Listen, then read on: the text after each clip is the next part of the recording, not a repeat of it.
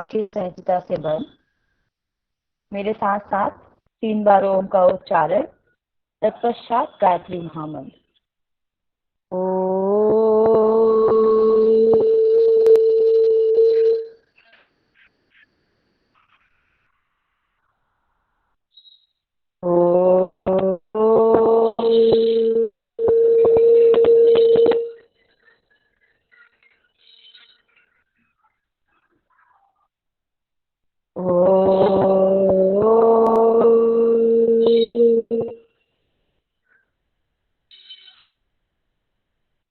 ओम भूर्भुवः स्वः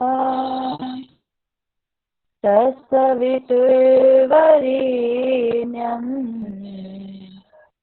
भर्गो देवस्य धीमहि धियो यो न प्रचोदयात्. Very good. Rub your both palms. Make a positive covering outside your body. Very good. Again, rub your both palms. Now put your palm in your eyes. Open your eyes. Very good. Okay. चलिए, तो सभी लोग जुड़ चुके हैं जितने लोग भी हैं.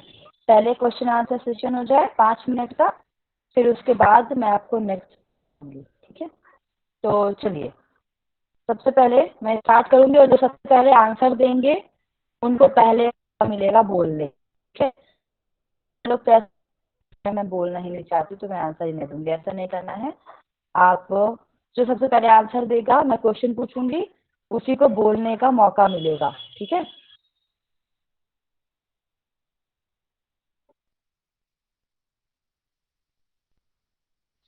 हेलो. माय वॉइस हाँ इज जी मैडम। क्लियर और नॉट? क्लियर है। ओके, ठीक है. तो आप लोग को मेरी वॉइस आ रही है. अब जो है, मैं आप लोगों से क्वेश्चन पूछूंगी, सबसे पहले जो टाइप करेंगे आंसर वही अपना माइक जो है अनम्यूट करके बोल पाएंगे. ठीक है, तो चलिए, मुझे बताइए, परिणाम के आधार पर कितने प्रकार की रिसर्च होती है? परिणाम के आधार पर,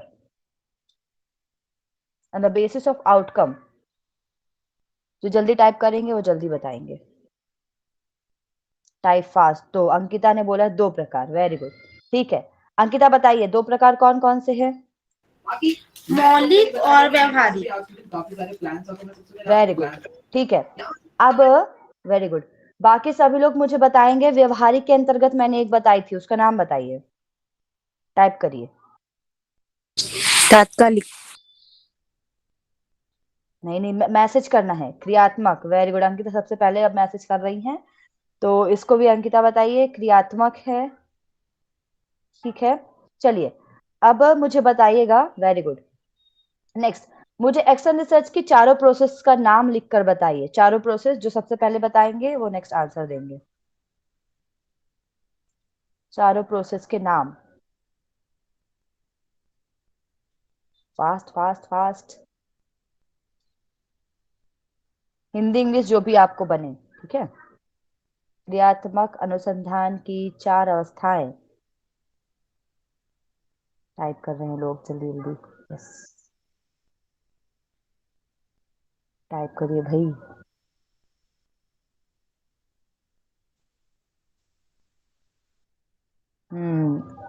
अंकिता जो है बहुत जल्दी कर रही हैं. स्पेलिंग का भी ध्यान दीजिए आप लोग, स्पेलिंग गलत है. Very good. ठीक है, लेकिन आप जो है विथ स्पेलिंग और सब अच्छे बताए स्नेहा जी ने. तो मैं स्नेहा जी से पूछूंगी, चारों अपना माइक अनम्यूट करिए और चारों का नाम बताइए. Yes ma'am, good evening ma'am. क्रियात्मक जो प्रक्रिया है उसके 4 भाग होते हैं, उसको चक्रीय या सर्कुलर एक्शन भी कहते हैं. उसका सबसे पहला भाग है हम्म. प्लानिंग स्टेज, जिसे हिंदी में नियोजन कहते ओके, हैं. इनके नाम बस बताइए आप लोग. Yes in ma'am. इसका सेकंड नाम बस आप में बताइए, बाकी सभी एक सेकेंड एक जी सेकेंड. जी आप इसका जी, नाम बताइए चारों को, और बाकी सभी जो पहला है है प्लानिंग वो स्टेज, प्लानिंग को दूसरा है डिस्क्राइब करेंगे. जी मैम, हाँ. पहला है प्लानिंग, दूसरा है एक्टिंग, तीसरा है डेवलपिंग और चौथा है रिफ्लेक्टिंग स्टेज, जिसे हम फीडबैक भी कह वेरी गुड. सकते वेरी गुड वेरी गुड. ठीक है, प्लानिंग के बारे में जल्दी से कोई भी लिख के बताइए कुछ भी. प्लानिंग के बारे में, प्लानिंग में क्या करते हैं हम? Is to make a plan of. Very good. ठीक है, Khushboo unmute yourself. Yes ma'am. Ma'am planning होता है कि कुछ भी हम लोगों को प्लान करना है, यू मतलब planning is to make some plans. Okay, very good, for very example good. जैसे चलो, आपने एग्जाम्पल बताना है। नहीं नहीं, एग्जाम्पल ओके। आप लोग को मैं बहुत बार बता चुकी, आप लोग को पता होगा, ठीक है। Yes okay, ma'am. Next, on the basis of purpose, उद्देश्य के आधार पर कितने प्रकार की रिसर्च होती है? नाम लिखिए सभी लोग, विद द नेम। कितने प्रकार की होती है और उनके नाम लिखिए। 5, साथ में नाम भी लिखना है भाई। वेरी गुड, नीलुदी ने सबसे पहले आंसर दिया है। नाम के साथ, नाम के साथ पांचों के नाम लिखिए, पांचों के नाम। जो सबसे पहले लिखेंगे वो नेक्स्ट बोलेंगे, ठीक है। वेरी गुड, जल्दी। कौन पहले टाइप कर रहे हैं? जल्दी जल्दी देखते हैं। वेरी गुड, अंकिता करी है। वर्णात्मक सहसंबंधित, सहसंबंधित, अच्छा। व्याख्यात्मक, समन्वेशी और प्रायोगिक, ठीक है। वेरी गुड, ठीक है। नीलू दी अपना माइक अनम्यूट करिए, पांचों के नाम बताइए। नीलू जी। हाँ जी। उद्देश्यों हम्म। के आधार पर जो है वो प्रकार है वर्णात्मक, सहसंबंधित, हम्म। व्याख्यात्मक, हम्म। समन्वेशी और प्रायोगिक। वेरी गुड, ठीक है। अब मुझे बताइए, टाइप करिएगा पहले, ठीक है। वर्णात्मक के 3 प्रकार कौन कौन से हैं? तीनों का नाम एवरीवन टाइप करिए। Very good. डिस्क्रिप्टिव के अंतर्गत आते हैं कोरिलेशनल, अच्छा नहीं नहीं, ठीक है। डिस्क्रिप्टिव के अंतर्गत जो मैंने आपको पढ़ाया था उसका बताइए अभी। 3 के नाम क्या हैं?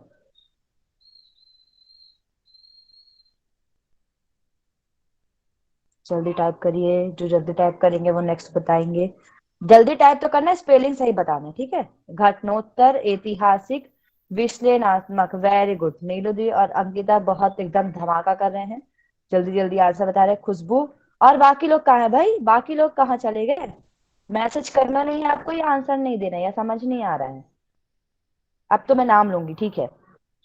बाकी सब मैसेज करिएगा। मुझे इसको बताएंगे, निवेदिता। निवेदिता बताइए तीनों के नाम। निवेदिता, आवाज आ रही है मेरी? नहीं आ रही। लक्ष्मी पटेल, आपको आवाज आ रही है मेरी? हेलो। यस मैम, यस, आ रही है। बोलिए। मैडम सॉरी ऑफिस में है, नहीं बता पाऊंगी। हाँ, नहीं बता पाएंगी, क्यों नहीं बता पाएंगी? मैडम ऑफिस में है, इसलिए नहीं बोल पाऊंगी। अच्छा, तो आप नेक्स्ट जो भी लिखेंगे टाइप करेंगे वो आपको देखना है और बताना है, ठीक है। Yes ma'am. चलिए, प्रिया आप बताइए।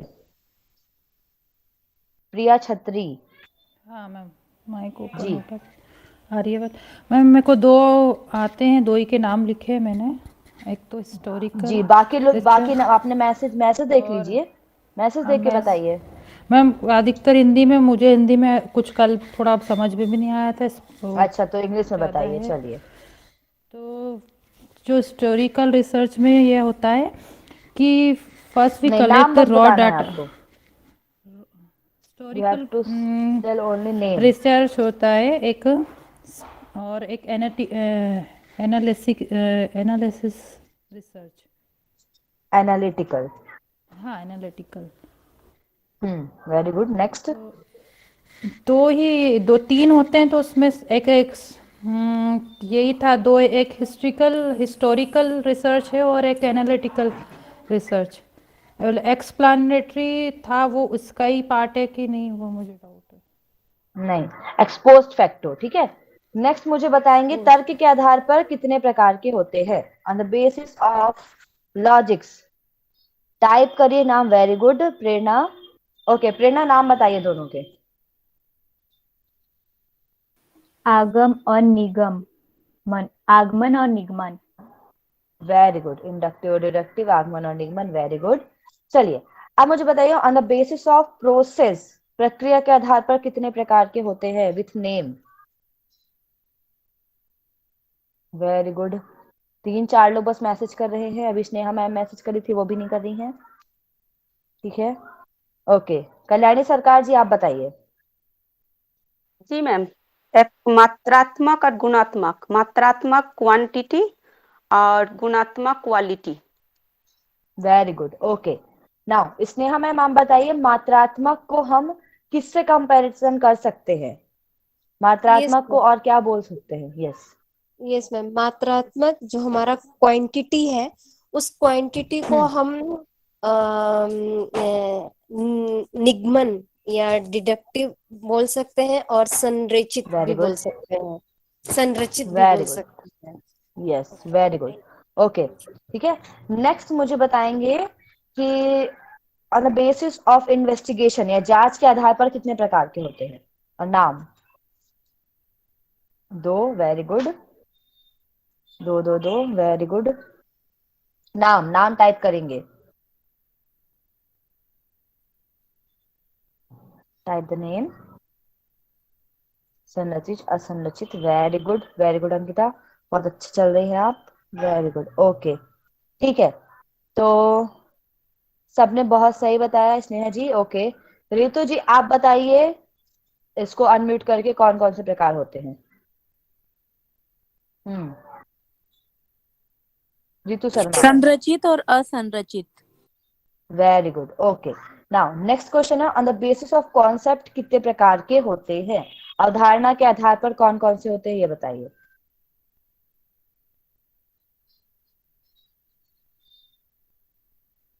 दो होते हैं, नाम?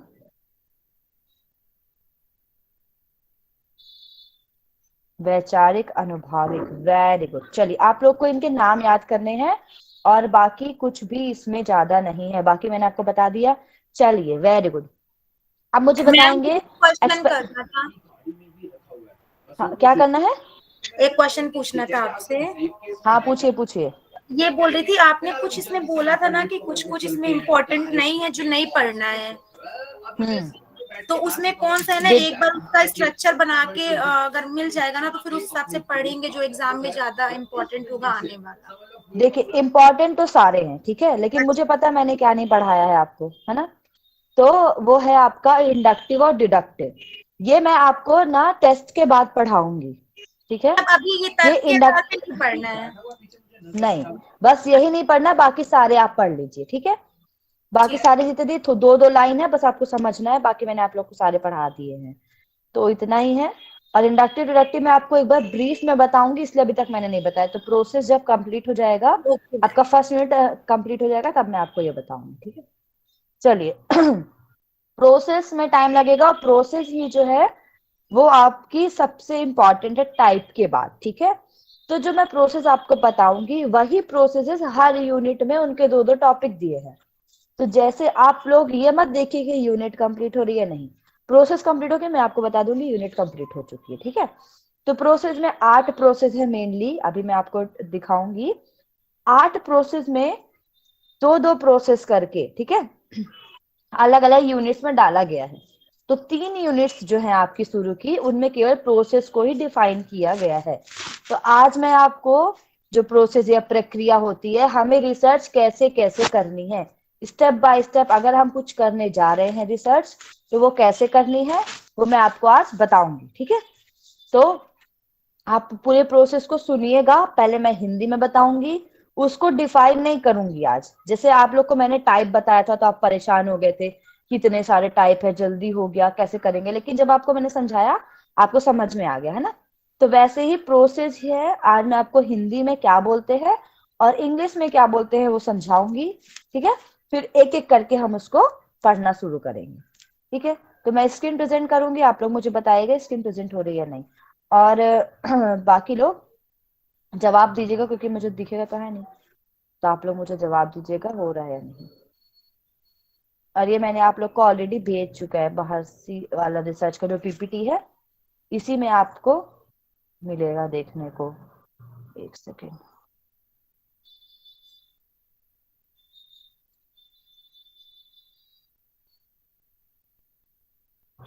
ओके,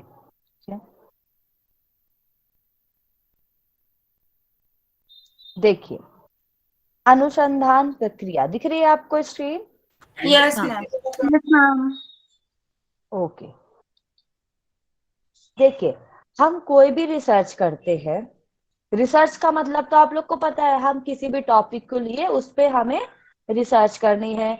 अब देखिए, रिसर्च, थीसिस और प्रोजेक्ट तीनों में अंतर होता है। रिसर्च बोलते रिसर्च तीनों को है, लेकिन प्रोजेक्ट, थीसिस, इन सब में अंतर पाया जाता है, और डिसर्टेशन। ठीक है, मैं अभी आपको एक एक लाइन में बताती हूँ, फिर इसको हम डिस्क्राइब करेंगे विद डिफरेंस। ठीक है, जब आप बीएससी या बैचलर कर रहे होते हैं तो आपको वो डिग्री पाने के लिए एक प्रोजेक्ट बनाना पड़ता है, चाहे वो कोई भी सब्जेक्ट का हो, चाहे योग हो, चाहे किसी भी सब्जेक्ट में। ठीक है, वो कम पेज का होता है, ब्रीफ होता है, ज्यादा आपको डिफाइन नहीं करने पड़ते। ठीक है, प्रो उसमें प्रक्रिया यही उपयोग की जाती है, यही 8 प्रोसेस उसमें भी उपयोग की जाती हैं, बट आप उसको ज्यादा डिफाइन नहीं करते। जैसे आप लोग स्कूल में थे, आप पहले एबीसीडी पढ़ते थे। ठीक है, एबीसीडी पढ़े, फिर आपने सेंटेंस पढ़ा, फिर 11th 12th में भी हमारे पास बायोलॉजी थी, हमारे पास एनाटॉमी तब भी थी, एनाटॉमी अभी भी है, लेकिन उस टाइम पे हमने थोड़ा पढ़ा था, अभी हम ज्यादा पढ़ते हैं उसी को, है ना।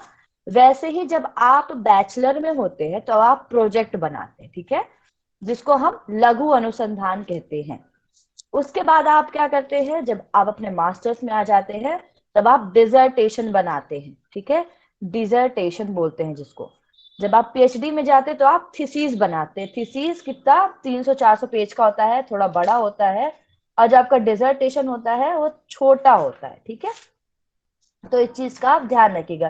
थीसिस 200-300 पेजेस की होती है, और उसके पहले हम क्या करते हैं, जब हमको पीएचडी में एडमिशन लेना रहता है तो एडमिशन के पहले जब हम कुछ करने जा रहे हैं तो एक सिनॉप्सिस बनाते हैं, मतलब उसका छोटा रूप, थीसिस का छोटा रूप 20-30 पेज का बनाते हैं, और वो हम प्रेजेंट करते हैं वहां पीएचडी में जितने बैठे थे उनके सामने। फिर वो हमें बताते हैं, हमारा देखते हैं सिनॉप्सिस, अगर उनको अच्छा लगता है तो वो हमको एंट्री देते हैं पीएचडी में। फिर हम अपने एक सब्जेक्ट को, जो हमारा जैसे पीएचडी में माइग्रेन पे करना चाहते हो या कोई किसी पे, तो फिर हम उसको एक बुक की तरह एलेबोरेट करते हैं, उसको हम थीसिस कहते हैं। ठीक है, इन सबको बनाने के लिए हम एक प्रक्रिया का जो है पालन करते हैं, एक प्रक्रिया के आधार पर चलते हैं, जो कि रिसर्च प्रोसेस या अनुसंधान प्रक्रिया कहलाती है। अब मान लीजिए आप चाय बना रहे हैं। ठीक है, चलिए, सब लोग चाय बनाते होंगे, आधे से ज्यादा तो यहाँ पर गर्ल्स है। ठीक है, तो चाय सब बनाते होंगे। अब मुझे बताइए, चाय में सबसे पहले आप क्या बनाते हैं, सबसे पहले क्या करते हैं चाय बनाते टाइम? पहले गैस गैस ऑन करके उसमें पैन रखेंगे, चलिए, उसमें डॉक्टर पानी रितु, डालेंगे। रितु जी आप बताइए, एक सेकेंड, रितु जी आप बताइए। हाँ जी मैम। बताए। मैम गैस हाँ ऑन करके उसमें गंजी में हाँ। पानी डालेंगे, और हम्म उसके बाद में चाय पत्ती डालेंगे। नहीं नहीं, हम्म चाय पत्ती नहीं, उसमें शक्कर डालेंगे पहले, उसके बाद में हम्म अदरक डालेंगे और चाय मसाला हम्म डालेंगे। फिर उसके बाद में चाय हम्म पत्ती डालकर उसको उबालेंगे। उबालने के बाद में जब अच्छे हम्म से उबलेगी फिर उसमें दूध डालेंगे, और फिर उसको वेरी गुड, कप ठीक में है। छान कर एक मैम को पिला देंगे, और बाकी सब लोगों को पिलाने के हाँ, बाद खुद। वैसे चाय मेरी फेवरेट है। ठीक है, तो चाय पिला दीजिएगा जब भी मिले तो। ठीक है, जी जी इसलिए मैं बिल्कुल। चाय का एग्जाम्पल दिया आप लोगों को। तो चाय के लिए हम एक प्रोसेस को जो है फॉलो कर रहे हैं, वैसे ही रिसर्च के लिए भी हम एक प्रोसेस को फॉलो करते हैं। वो प्रोसेस आपको याद रखनी ही रखनी, चाहे आप मास्टर में रहे, चाहे आप पीएचडी करने जाए, चाहे आप असिस्टेंट प्रोफेसर बने। ठीक है, अभी आप 3rd सेमेस्टर में रिसर्च क्यों पढ़ रहे हैं, क्योंकि आपको 4th सेमेस्टर में डिसर्टेशन बनाना पड़ेगा। ठीक है, तो डिसर्टेशन बनाने के लिए आपको रिसर्च की हर एक प्रोसेस को जानना जरूरी है ना। तो ये 8 प्रोसेस है जिसके अंदर मैं आपको ब्रीफ डिस्क्राइब करूंगी, और उन्हीं को 7 छोटी छोटी प्रोसेस में बताऊंगी। तो आज मैं पहले आपको बड़ा वाला बताऊंगी, फिर छोटा वाला कल बताऊंगी। ठीक है, तो देखिए, बड़े वाले में 8 है, आराम से सुनना है, और नोट कर सकते हैं तो करिए, लेकिन समझने की कोशिश ज्यादा करिएगा। ठीक है, चलिए, तो हम स्टार्ट करते हैं। 1 मिनट। ओके,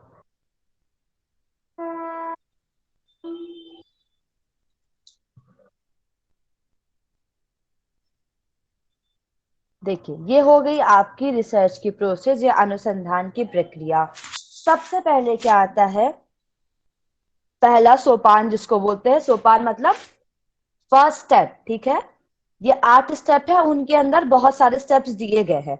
अब इनमें से भी जो इम्पोर्टेंट है, हर में से जो इम्पोर्टेंट है उसको आप अलग लिख लेना। ठीक है, वैसे तो मैं आपको स्टेप बताऊंगी साथ, लेकिन आप लिखना विच इज मोस्ट इम्पोर्टेंट। ठीक है, जिसको एक नाम ही दिया जाता है। अब देखिए, हमको कोई रिसर्च करनी है, मैंने आपको पहले भी बोला था, हमें कोई रिसर्च करनी है तो सबसे पहले हमें क्या करना पड़ेगा, बताइए। डेटा समस्या कलेक्ट कर लगाएंगे। योजना बनाना पड़ेगा। पहले ही डेटा कलेक्ट कर लेंगे। पहले समस्या हमारे पास, देखेंगे। हाँ, पहले हमारे पास रिसर्च करने के लिए कोई समस्या। चीज तो होनी चाहिए। हाँ। हम किसी पे भी थोड़ी रिसर्च कर देंगे। अब मान लीजिए आप लोग 10 लोग हैं क्लास में, हर किसी को अलग प्रकार की समस्या दिखती होगी समाज में, जिसको हम योग, समाज में या शरीर से रिलेटेड, जिसको हम योग के द्वारा दूर कर सकते हैं। तो किसी ने डायबिटीज को चुन लिया, किसी ने ओबेसिटी को चुन लिया, किसी को लगा भाई मेरे साथ जो दिक्कत है मैं उसी को चुनूं। जैसे मैं, मेरे साथ माइग्रेन की प्रॉब्लम थी, तो मैंने पीएचडी के टॉपिक में माइग्रेन ही जो है चूज कर लिया, ठीक है। तो क्या हुआ, हम अपनी समस्या, पहले समस्या ढूंढते, समस्या है क्या, ठीक है, या आज की समस्या, लेटेस्ट समस्या, या फिर जिस पे कभी रिसर्च नहीं हुई हो। अगर हुई भी है तो हम क्या कर सकते हैं, तो सबसे पहले हम क्या करेंगे, रिसर्च समस्या को प्रॉब्लम देखेंगे। ढूंढेंगे। हाँ, तो सबसे पहले होता है फॉर्मुलेशन ऑफ रिसर्च, जिसको हम बोलते हैं अनुसंधान समस्या का सूत्रीकरण। अब मैंने एक रिसर्च समस्या ढूंढ ली, ठीक है, जिसको मैंने क्या बोला, फॉर्मेशन ऑफ रिसर्च प्रॉब्लम। मेरे को रिसर्च प्रॉब्लम मिल गई भाई, ठीक है। रिसर्च प्रॉब्लम क्या है मेरी, माइग्रेन है, ठीक है। अब मैं आपको माइग्रेन का एग्जाम्पल देती हूँ, उसी से मैं आपको जो है नहीं, माइग्रेन नहीं, मैंने किस पे किया है, दूसरा माइग्रेन तो पीएचडी के लिए, हाँ, मैंने कॉग्निटिव एबिलिटी पे किया, मतलब कि किसी व्यक्ति का कॉग्निशन या सोचने की क्षमता कितनी तेज है, अटेंशन कितना है, ठीक है। तो मैंने क्या किया, योग के द्वारा अटेंशन कैसे बढ़ाया जाए, ठीक है। तो मैंने एक समस्या देखी, अटेंशन बच्चों का, ठीक है। अब मैंने क्या किया, अपनी समस्या ढूंढ ली। अब मैंने क्या किया, देखा कि भाई मेरी समस्या तो है, इस पे किसी और ने भी तो स्टडी की होगी, इतने दिन हो गए योग को आए हुए, तो भाई किसी ने तो किया ही होगा इस पे। तो मैं क्या की, मैं गई गूगल पे। अब मैं आपको वो बताऊंगी भी कि इसमें आपको लिटरेचर देखना है, ठीक है, मतलब किसमें देखना है, ये जो साइट कौन सी है, कहाँ कहाँ पर देखना है, ये भी मैं आपको बताऊंगी। देखिए, उसने क्या किया, वो गया और साहित्य का अवलोकन किया, जिसको हम बोलते हैं लिटरेचर रिव्यू।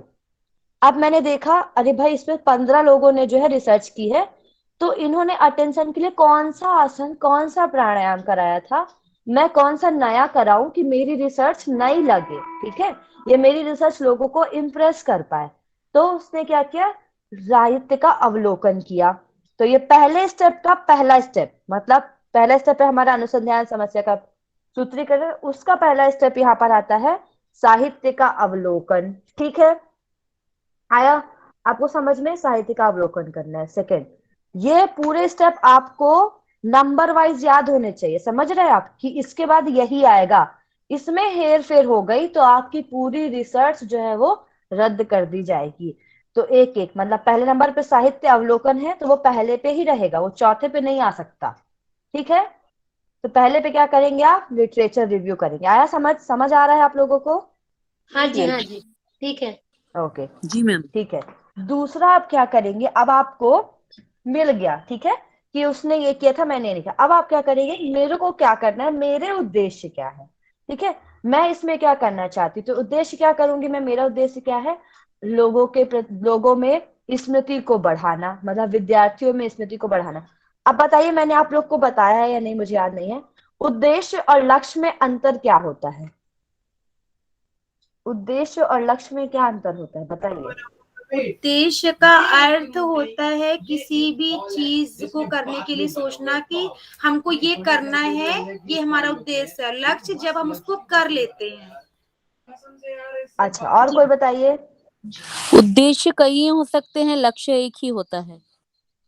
वेरी गुड, किसने बोला है, रितु जी? जी मैम। ओके, जी मैम। ठीक है। ओके, तो देखिए, बहुत सटीक आंसर दिया आपने। हम कोई भी चीज करने जा रहे हैं, ठीक है, जैसे आज ही मैंने फर्स्ट ईयर के बच्चों को पढ़ाया कि योग का चरम लक्ष्य क्या होता है, मोक्ष की प्राप्ति। अब चाहे हम कैसे भी करें, चाहे हम अष्टांग योग से करें, चाहे कर्म योग से करें, चाहे मंत्र योग से करें, उसका लक्ष्य क्या है, मोक्ष की प्राप्ति। तो लक्ष्य एक होता है, एम केवल एक ही होता है, ठीक है। हम सबका एम क्या है, नेट क्वालिफाई करना है, ठीक है, सबका एम नेट क्वालिफाई करना है, मान लीजिए। अब उद्देश्य क्या होंगे, उद्देश्य ज्यादा हो सकते हैं। क्या उद्देश्य है, मैं नेट क्वालिफाई करना चाहती हूँ क्योंकि मैं प्रोफेसर बनना चाहती हूँ। मैं नेट क्वालिफाई करना चाहती हूँ क्योंकि मुझे पीएचडी करना है। मैं नेट क्वालिफाई करना चाहती हूँ क्योंकि मेरी इच्छा थी। मैं नेट क्वालिफाई करना चाहती हूँ क्योंकि मैं सेट क्वालिफाई कर चुकी हूँ। मैं नेट क्वालिफाई इसलिए कर, तो सबके उद्देश्य क्या है? डिफरेंट डिफरेंट, मतलब उद्देश्य ज्यादा हो सकते हैं। तो रिसर्च में भी ऐसा ही होता है। अब मुझे तो पता है, सबसे पहले आपके पास रिसर्चर यही क्वेश्चन बनेगा कि आपने रिसर्च की, इसका उद्देश्य क्या है बताइए। तब आप उनके पास जाएंगे, बोलेंगे कि मुझे अटेंशन देखना है सर बच्चों में।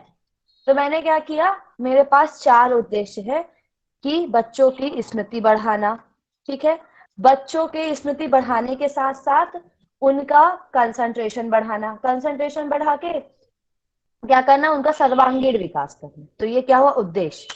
तो समझ में आया। तीसरा स्टेप क्या होता है हमारा, जब हमने समस्या ढूंढ ली, समस्या ढूंढने के बाद किसने किसने इस पे वर्क किया है, तो हमने क्या किया, साहित्य का अवलोकन किया। आया समझ। फिर हमने उद्देश्य बनाया। समझ में आया तो ठीक है, नहीं समझ में आया तो भी बोलिए आप लोग, ठीक है। यस मैम, आ गया। ओके, नेक्स्ट आता है आपका, जब आपने उद्देश्य भी बना लिया, अब आप क्या करेंगे। यहाँ पर मैंने आप लोग को कल चर के बारे में बताया था। बताइए कितने प्रकार के चर बताए थे मैंने आपको? 2 प्रकार के चर होते हैं मैडम। तो कौन कौन से हैं? एक आधारित स्वतंत्र चर होता है मैम। और डिपेंडेंट। Dependent and independent. हाँ, वेरी एक गुड, स्वतंत्र। आश्रित और स्वतंत्र, ठीक है। देखिए वेरी गुड, इंडिपेंडेंट और डिपेंडेंट। अब हम क्या करते हैं, हमको रिसर्च तो मिल गई, मैंने क्या किया, अटेंशन ढूंढा। अब मैं अटेंशन को कैसे घटाओ बढ़ाओ, तो अटेंशन क्या है यहाँ पर मुझे बताइएगा, ठीक है। सभी लोग मुझे बताइएगा। सो हम साधना द्वारा अटेंशन को, या मान लीजिए स्मृति। सो हम साधना द्वारा स्मृति को बढ़ाना। तो यहाँ पर इंडिपेंडेंट क्या है और डिपेंडेंट क्या है? इंडिपेंडेंट सोहम होगा और डिपेंडेंट साधना। साधना कहाँ से होगी, दोनों तो एक ही, सोहम साधना एक ही डिपेंडेंट चीज है। स्मृति होगा मैम। सॉरी हाँ स्मृति। हाँ हाँ ठीक है। तो मैंने क्या किया, यहाँ पर मेरे पास 2 चर है। अब मैं उनको चिन्हित करूंगी, मतलब मैं उनको देखूंगी कि इनमें से इंडिपेंडेंट कौन सा, डिपेंडेंट का है। मेरी समस्या तो समझ में आ गई कि मेरे को विद्यार्थियों का स्मृति लेवल या फिर मेमोरी लेवल बढ़ाना है, ठीक है। अब मैंने उनके लिए रिव्यू लिटरेचर भी कर लिया, उद्देश्य भी लिख लिया, लेकिन मुझे ये नहीं पता कि मैं स्मृति लेवल बढ़ाऊंगी कैसे, है ना। तो मैंने क्या किया, वहां पर योगा की एक प्रैक्टिस ले ली जिसपे अभी तक कोई वर्क नहीं हुआ, वो है हमारी सोहम साधना या फिर भ्रामरी प्राणायाम। जनरली भ्रामरी प्राणायाम से कंसंट्रेशन या कुछ बढ़ता है। भ्रामरी प्राणायाम पर बहुत सारी स्टडी हो चुकी है। तो मैंने क्या किया, सोहम साधना पे किया कि सोहम साधना करने से जो है हमारा मेमोरी लेवल बढ़ता है। तो मैंने 2 चर तो ढूंढ लिया। अब इन दोनों चर में से कौन सा इंडिपेंडेंट है कौन सा डिपेंडेंट है, ये ढूंढना है मेरे को। आया समझ में? जी हेलो, मैम। ओके ठीक है। अब देखिए मैंने चर भी ढूंढ लिए। अब मैं क्या करूंगी, मैं देखूंगी। अब मैंने आप लोग को दिन हाइपोथेसिस पढ़ाया था, ठीक है। हाइपोथेसिस को बोलते हैं उपकल्पना। जब मैंने चर भी ढूंढ लिया तो मैं अब यहाँ पर क्या करूंगी, मैं एक हाइपोथेसिस बनाऊंगी कि मैं हाइपोथेसिस नल भी बना। अब मैं हाइपोथेसिस आपको जब पढ़ाऊंगी तब पता चलेगा। हाइपोथेसिस के भी 3 प्रकार होते हैं, जब मैं आपको डिस्क्राइब बताऊंगी तब पता चलेगा। अब मैंने क्या किया, हाइपोथेसिस को बनाया कि सोहम साधना करने से स्मृति लेवल बढ़ता है। ये हाइपोथेसिस है। मैंने कौन सी हाइपोथेसिस बनाई, पॉजिटिव। पॉजिटिव मतलब मुझे पता है कि इसका सकारात्मक इफेक्ट पड़ेगा। मैंने ऐसा सोच के रख लिया। हाइपोथेसिस मतलब मेरी कल्पना है ऐसी। अब मेरे को इसको सिद्ध करना है।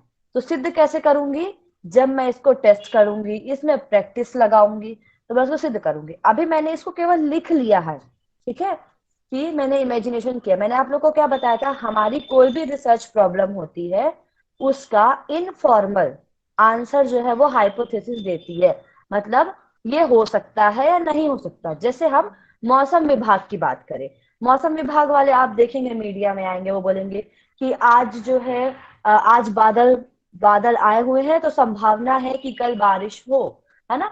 वैसे ही हम हाइपोथेसिस में संभावना करते हैं या फिर इमेजिनेशन करते हैं और उसको लिखते हैं कि सोहम साधना करने से स्मृति लेवल बढ़ेगा, ठीक है। ये मैंने अपनी हाइपोथेसिस बना ली। आया समझ में आपको इतना? ये 4 जी स्टेप मैम। आए समझ में? जी। ओके, मैं इसके आपको ट्रिक भी बताऊंगी जब मैं आपको इसको इंग्लिश में पढ़ाऊंगी ना, उसकी ट्रिक भी बताऊंगी, ठीक है। फिर आता है हमारा नेक्स्ट, जिसको हम बोलते हैं सेकंड स्टेप, जिसमें पहले स्टेप में 4 स्टेप समझ में आए ना आपको, जो कि बहुत इंपॉर्टेंट है। 5 है ना मैम? पहले हाँ 4 है ना, हाँ मतलब हाँ मतलब रिसर्च 4 प्रॉब्लम को हटा के 4 है, ठीक है। रिसर्च प्रॉब्लम को हटाकर 4, रिसर्च प्रॉब्लम तो हमने वो ढूंढ लिया, ठीक है। फिर उसके बाद 4 स्टेप ये हो गए।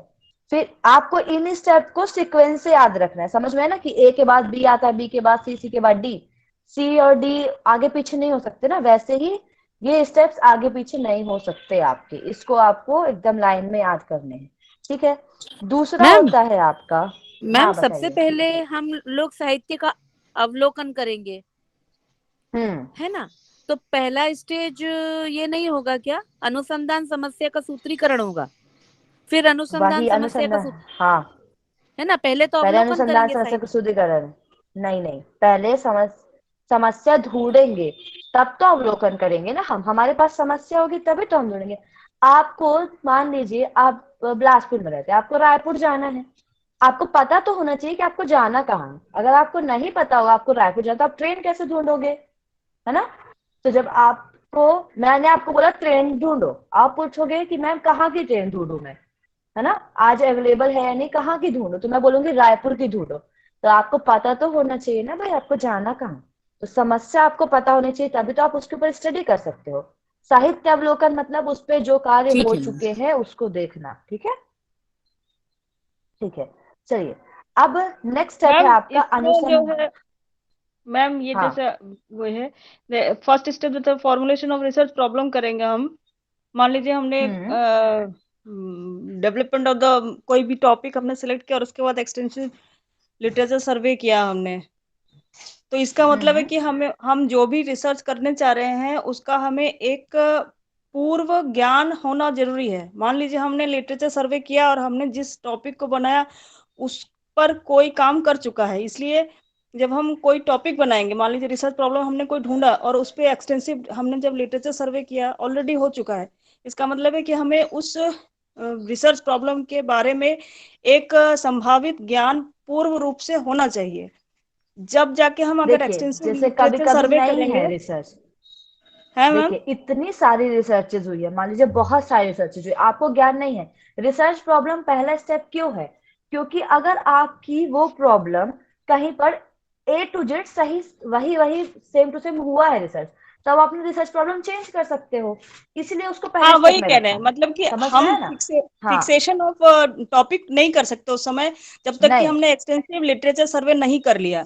अगर हमने लिटरेचर सर्वे हाँ कर लिया और हमने फाइंड किया कि हाँ इस तरह का काम कोई नहीं हुआ है, तब हम उसको टॉपिक को फिक्स कर लेंगे और आगे हम और वर्क अगर करेंगे, है ना? हुआ भी है तो आप उसमें क्या अपना एक्स्ट्रा वेरिएबल रख सकते हो, ठीक है, नहीं, हाँ आप अपनी एग्जैक्ट में, हाँ पॉजिटिविटीज देख मतलब उसमें सकते हो। हमको थोड़ा वेरिएशन करना पड़ेगा फिर टॉपिक में, है ना, लिटरेचर सर्वे ठीक के है, बाद।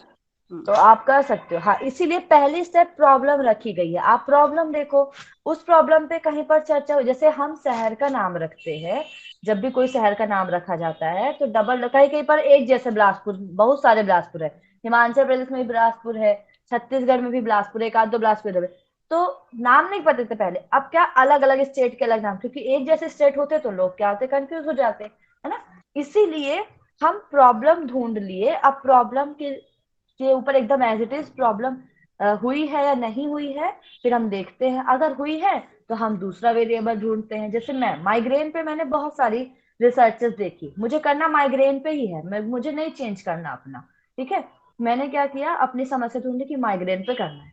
अब मैंने देखा कि माइग्रेन पे भाई लोगों ने क्या क्या किया है, तो क्या किए लोग माइग्रेन पे योग का इफेक्ट देखिए क्या करा है, जल नीति करा दिए, ठीक है, सूत्र नीति करा दिए। आयुर्वेद वाले क्या करा है, उन्होंने नस्य दे दिया और सिरोधारा के प्रैक्टिस करा दी। अब मैंने क्या किया, ये सब चीजें मैंने देखा कि भाई ये चीजें तो हो चुकी है, तो मैंने नया क्या किया इसमें, मैं दोनों को कंबाइन करके करा दी कि योग और आयुर्वेद दोनों को कंबाइन कराऊंगी मैं स्टडी। मेरे पास 3 ग्रुप होंगे, एक को मैं योगा वाला दूंगी, एक को केवल आयुर्वेद वाला, एक को दोनों दूंगी, फिर देखूंगी कंपैरेटिव करके किसको ज्यादा इफेक्ट पड़ रहा है। आया समझ में, आया? हाँ मैम आ गया। ओके, बाकी सबको समझ में आया? Yes ma'am. ओके, ठीक है। अब देखिए, अब आप लोग ना इस पूरे जो मैं स्टेप्स पढ़ाऊंगी उनको सुन के परेशान बिल्कुल मत होइएगा कि मैम ने इतना डीप में बता दिया, मैं कैसे करूंगी, याद नहीं होगा। टेंशन तो बिल्कुल नहीं लेना है। अभी तो मैं आपको बुक का कवर दिखा रही हूँ, अंदर की चीजें अभी पढ़ाई नहीं मैंने आपको, और मैं आपको अभी एक एक लाइन में समझा रही हूँ। ये जो आपका एक एक टॉपिक है ना, एक एक पॉइंट जो है वो आपकी अगली एक एक यूनिट का एक एक टॉपिक है, समझ रहे हो आप? तो आप परेशान नहीं हो बिल्कुल कि ये टेबल है तो मैम जल्दीबाजी में निकाल दी, एक लाइन बताई, मुझे समझ में नहीं आया। इन सबको मैं आपको बाद में डिस्क्राइब भी करूंगी, ठीक है? तो इसको बिल्कुल टेंशन नहीं लेना है, आराम से बस आप इतना याद रखिए, जैसे आपने टाइप याद कर लिए सारे, वैसे ही आप ये स्टेप याद कर लीजिएगा, ठीक है? ये सारे स्टेप नहीं याद होते तो मैं आपको बताई ना, मैं आपको 7 पॉइंट बताऊंगी शॉर्ट में कल, ठीक है? तो आप उसको भी याद कर सकते हो, ठीक है? देखो, अब नेक्स्ट आता है आपका, तो परेशान नहीं होना है, रिसर्च बहुत सिंपल सब्जेक्ट है, बहुत सिंपल। आप अगर आप बिल्कुल महसूस करने लग जाओ ना तो आपको सब आने लग जाएगा, मैं आपको गारंटी देती हूँ, ठीक है? और मैं आपको नेट के लेवल का पढ़ा रही हूँ, तो आप बिल्कुल भी टेंशन नहीं लीजिए कि नेट में फिर हम नेट की तैयारी कैसे करेंगे। नेट में यही पूछता है, 2-3 चीजें और एक्स्ट्रा, वो 4-5 दिन में खत्म कंप्लीट होगा आपका, ठीक है? अब आती है आपकी नेक्स्ट, जिसको हम बोलते हैं अनुसंधान अभिकल्प तैयार करना, ठीक है? इसको हम क्या बोलते हैं? Preparing research design. अभिकल्प मतलब क्या होता है? रिसर्च डिजाइन, ठीक है? जिनको हिंदी समझ नहीं आता उनके लिए नेक्स्ट पेज जो है इंग्लिश में भी दिया गया है, ठीक है? तो जो हिंदी नहीं समझ पा रहे हैं वो नेक्स्ट पेज देख लेंगे, इसके बाद का ये दिया हुआ है, और ये फर्स्ट पेज है, ठीक है? चलिए, अब हम क्या करते हैं, हमारा नेक्स्ट स्टेप है अनुसंधान अभिकल्प तैयार करना, प्रिपेयरिंग रिसर्च डिजाइन। अब मुझे बताइए, मैंने आप लोग को डिजाइन के बारे में बताया था कि डिजाइन क्या होती है, बताइए मुझे जरा, इसको थोड़ा भी याद हो। रिसर्च डिजाइन बताइए भाई, कल ही पढ़ाया है मैंने। हेलो, आवाज तो आ रही है? हाँ ना, कुछ तो बोलिए। हाँ मैम। आवाज। हाँ, डिजाइन। डिजाइन का मतलब होता है कि हम जो रिसर्च कर रहे हैं उस रिसर्च को शुरू से आखिर तक किस तरह से उसको तैयार करना है, और उसमें किस तरह से मतलब उसको पूरा करने का जो प्रोसेस होता है उसको पूरी तरह से उसी को डिजाइन कहेंगे, रिसर्च डिजाइन कैसे हाँ, तैयार रिसर्च करना है। लेआउट, ठीक है? जैसे आपको हाँ घर बनाना है तो आप नक्शा बनाते हैं ना, हाँ जी, हाँ फिर जी। आप घर, तो आप इकट्ठा तो सीमेंट लगाना स्टार्ट नहीं कर देते। अब आपको पता होगा ना, इतनी जमीन लूंगा मैं, इतनी जमीन में 3 कमरे आ जाएंगे, 3 कमरे के बाद, पहले 3 कमरे आते, ये पैसा नहीं है मेरे पास, तो 3 कमरे अगले साल में बनवा लूंगी, ठीक है? आपने ये किया। अब जो रिसर्च डिजाइन है उसी को हम टाइप ऑफ रिसर्च कहते हैं, जो मैंने आपको पढ़ा दिया। नीचे यहाँ पर लिखा है समस्या की संरचना, वही समस्या जो मैंने बताई थी। अब हम क्या कर रहे हैं यहाँ पर रिसर्च डिजाइन में, देख रहे हैं कि हमें क्या क्या प्रॉब्लम थी, वही फिर से हम प्रॉब्लम की ओर पहुंच गए, ठीक है? अब मैंने प्रॉब्लम देखी, अब मैं प्रॉब्लम पे कैसी स्टडी करूं, एक्सपेरिमेंटल करूं या नॉन एक्सपेरिमेंटल? मैंने आप लोग को कल एक्सपेरिमेंटल पढ़ाया था ना, टाइप रिसर्च का, याद है? एक्सपेरिमेंटल रिसर्च पढ़ाया था, याद है किसी को? Yes ma'am, yes ma'am. जिसको हम क्या बोलते हैं? हाँ प्रयोगात्मक, मैम, ठीक है? याद है, याद है। प्रायोगिक चर अब आपने, नियंत्रित, आपका प्रायोगिक टॉपिक क्या समूह है? और नियंत्रित हाँ, समूह। हाँ नहीं, वो समूह नहीं, मैं समूह की बात नहीं कर रही हूँ, मैं टाइप की बात कर रही हूँ। एक्सपेरिमेंटल रिसर्च एक टाइप है, वो उसके अंदर समूह अलग है, ठीक है? तो प्रयोगात्मक और गैर प्रयोगात्मक मतलब होता है एक्सपेरिमेंटल स्टडी और नॉन एक्सपेरिमेंटल। एक्सपेरिमेंटल मतलब मैं जहां पर कोई ना कोई प्रैक्टिस दूंगी, ठीक है, जो कि एक अप्लाइड की तरह हो गया, ठीक है? नॉन एक्सपेरिमेंटल मतलब हो गया आपका जहां पर आप थ्योरी पर फोकस करेंगे, ठीक है? समझ में आया? जैसे डिस्क्रिप्टिव रिसर्च वो होती है आपकी नॉन एक्सपेरिमेंटल, ठीक है? अब आपके पास कोई प्रॉब्लम है, प्रॉब्लम क्या है आपके पास? स्मृति। स्मृति को हम सोहम साधना द्वारा बढ़ा रहे हैं, तो आपने यहाँ पे क्या दी? प्रैक्टिस दी। आपके पास क्या है? 2 वेरिएबल है, तो ये आपकी कौन सी डिजाइन हुई? नॉन एक्सपेरिमेंटल या एक्सपेरिमेंटल? बताइए। नॉन एक्सपेरिमेंटल होगी ना।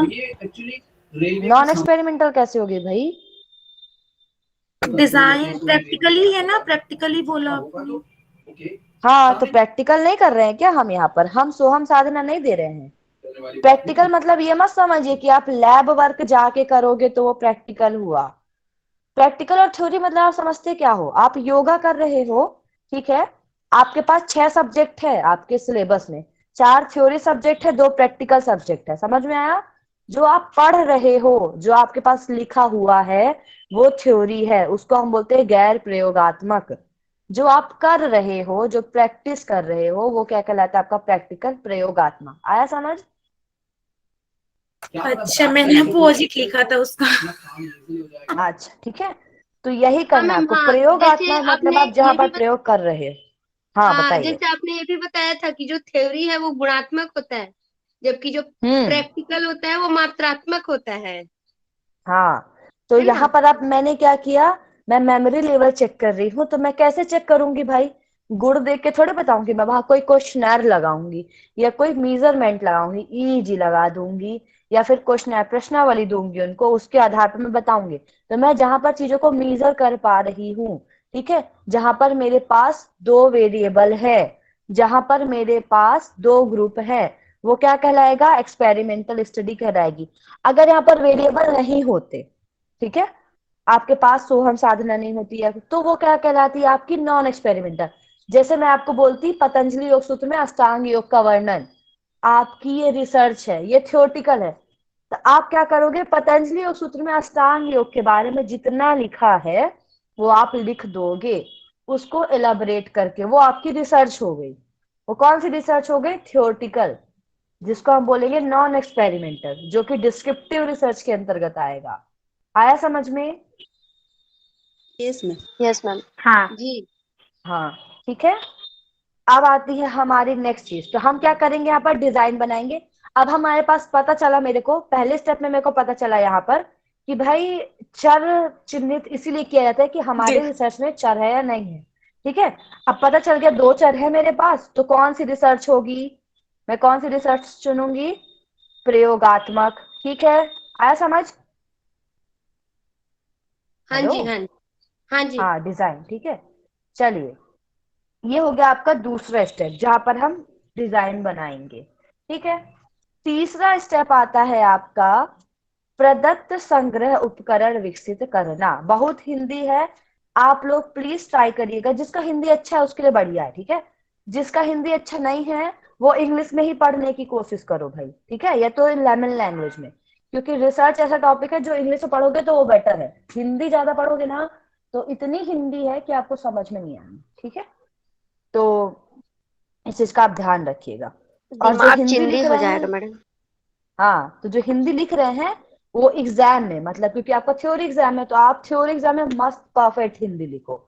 और नहीं लिख रहे हो तो लिखोगे बस, थोड़ा बस नंबर तो कटते ही है, बट तो आपको नेट में ऑब्जेक्टिव क्वेश्चन पूछे जाते हैं, तो आपको वो हिंदी समझ में आनी चाहिए जिसको आप कर सको, ठीक है। और इंग्लिश तो बेटर है ही, सिंपल होती है इंग्लिश, इसके अकॉर्डिंग, रिसर्च के अकॉर्डिंग बता रही हूँ। बाकी तो हिंदी ही अपन को सरल पड़ती, ठीक है। चलो, अब इसके बाद है आपका स्टेप 3, जिसको हम बोलते हैं प्रदत्त संग्रह उपकरण विकसित करना। प्रदत्त मतलब हमको, ये जो हमारे प्रदत्त मतलब होता है डेटा, ठीक है, डेटा। और, और जितने भी हमको इंस्ट्रूमेंट जरूरत है उनको डेवलप करना। इसको इंग्लिश में बोलते हैं डेवलपिंग डेटा कलेक्शन इंस्ट्रूमेंट, ठीक है, रिसर्च इंस्ट्रूमेंट। अब हमने क्या किया? सब देख लिया भाई कि मेरे ये चर हो गए, मैंने ये रिसर्च डिजाइन ली। अब मुझे पता चला कि ये एक्सपेरिमेंटल रिसर्च डिजाइन है ना, तो मेरे को डेटा कैसा चाहिए, कहाँ से डेटा चाहिए, ठीक है, और मैं डेटा कैसे कलेक्ट करूंगी, कहाँ से कलेक्ट करूंगी, और उसको डिजाइन। तो यहाँ पर हम क्या करते हैं, मान लीजिए मुझे स्मृति के ऊपर करना है, तो मैं क्या करूंगी? पहले तो मैं देखूंगी भाई कि स्मृति को चेक कैसे करना है ना। तो डेटा के प्रकार देखूंगी मैं, कि मैं प्राइमरी डेटा कलेक्ट करूं या सेकेंडरी डेटा कलेक्ट करूं, ठीक है। अब मैंने डेटा ले लिया। डेटा लेने के बाद मैं क्या करूंगी? उसको मैं कलेक्ट कैसे करूं, मतलब कि किस विधि का उपयोग करूं जिससे मुझे डेटा मिल जाए, ठीक है। तो ये हुआ आपका दूसरा, ठीक है, समझ में आया? और हेलो, हाँ जी हाँ जी आपको आ गया आपको रिसर्च मिल गया, अब आपको पता चला कि आपको डेटा कहाँ चाहिए, ठीक है। अब आपके पास डेटा भी आ गया, अब आपको क्या करना है, डेटा आ गया और आपके पास पॉपुलेशन आ गई कि मैं यहाँ से जो है, आपने ये देख लिया कि मेमोरी है, तो मेमोरी में दो जगह चेक कर सकती हूँ, एक तो हॉस्पिटल में जाके चेक कर सकती हूँ पेशेंट्स की, एक तो मैं स्टूडेंट्स की चेक कर सकती हूँ, ये आपको पता चल गया, ठीक है। मैं वहां से प्राइमरी डेटा कलेक्ट कर सकती हूँ अगर मैं स्टूडेंट के पास गई तो, क्योंकि मैं खुद जाके करूंगी, फील्ड स्टडी करूंगी। फील्ड स्टडी जो है वो आपके एक्सपेरिमेंटल के अंतर्गत आती है, याद रखिएगा। जब आप कोई भी रिसर्च जाकर करते हैं कहीं पर, उसको हम क्या बोलते हैं, फील्ड स्टडी, या फिर आप लैब में करते हैं, तो दोनों एक्सपेरिमेंटल के अंतर्गत आता है। आया समझ में? फील्ड स्टडी मतलब कहीं पर जाके करना उसी चीज को। आया? यस ओ भाई बोलने में यस मैम आप जी। आधे लोग को तो ऐसा लग रहा है कि नींद आ रही है। नींद किसको आ रही है भाई, बताओ पहले। नींद या समझ में नहीं आ रहा, पहले आप वो बताइए, फिर मैं नेक्स्ट क्लास आगे बढ़ाऊंगी। हाँ बताइए। Hello ma'am. मैम हाँ, मेरा ना अभी थोड़ा सा मिस हो गया स्टार्टिंग का, तो अभी मेरे को कुछ समझ नहीं आ रहा, इसलिए। स्टार्टिंग का क्या मिस हो गया है? मतलब मीन्स जब आपने स्टार्ट किया था ना रिसर्च का प्रोसेस, तो मैं थोड़ा हम्म, बाहर एकदम काम से जाना था, तो मैं थोड़ा चली गई थी, इसलिए मेरा ये रह गया। वेरी गुड, ठीक है। कर आप रही लोग हूँ ऐसे थोड़ा, आते है ना। जाते रहिए, तो फिर मैं बार बार बोलते रहूंगी, है ना। ठीक है, कोई नो बात नहीं। मैम, ये फर्स्ट देखिए, टाइम हुआ है, सॉरी सॉरी। It's okay.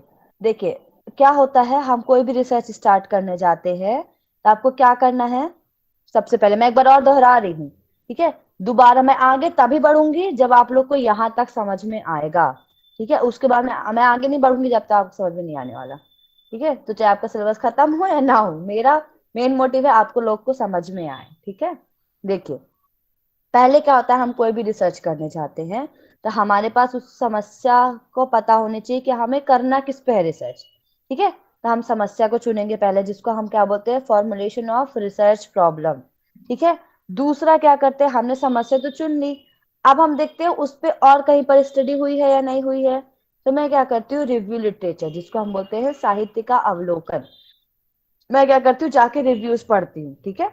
देखती हूँ भाई कि हुआ है, स्मृति पे किसी ने वर्क किया है या नहीं किया है, किया है तो उन्होंने किस पे किया, उन्होंने भ्रामरी प्राणायाम कराया है या लोलासन कराया है, तुलंगुन आसन भी होता है, वो भी बढ़ाता है ऐसे, ठीक है।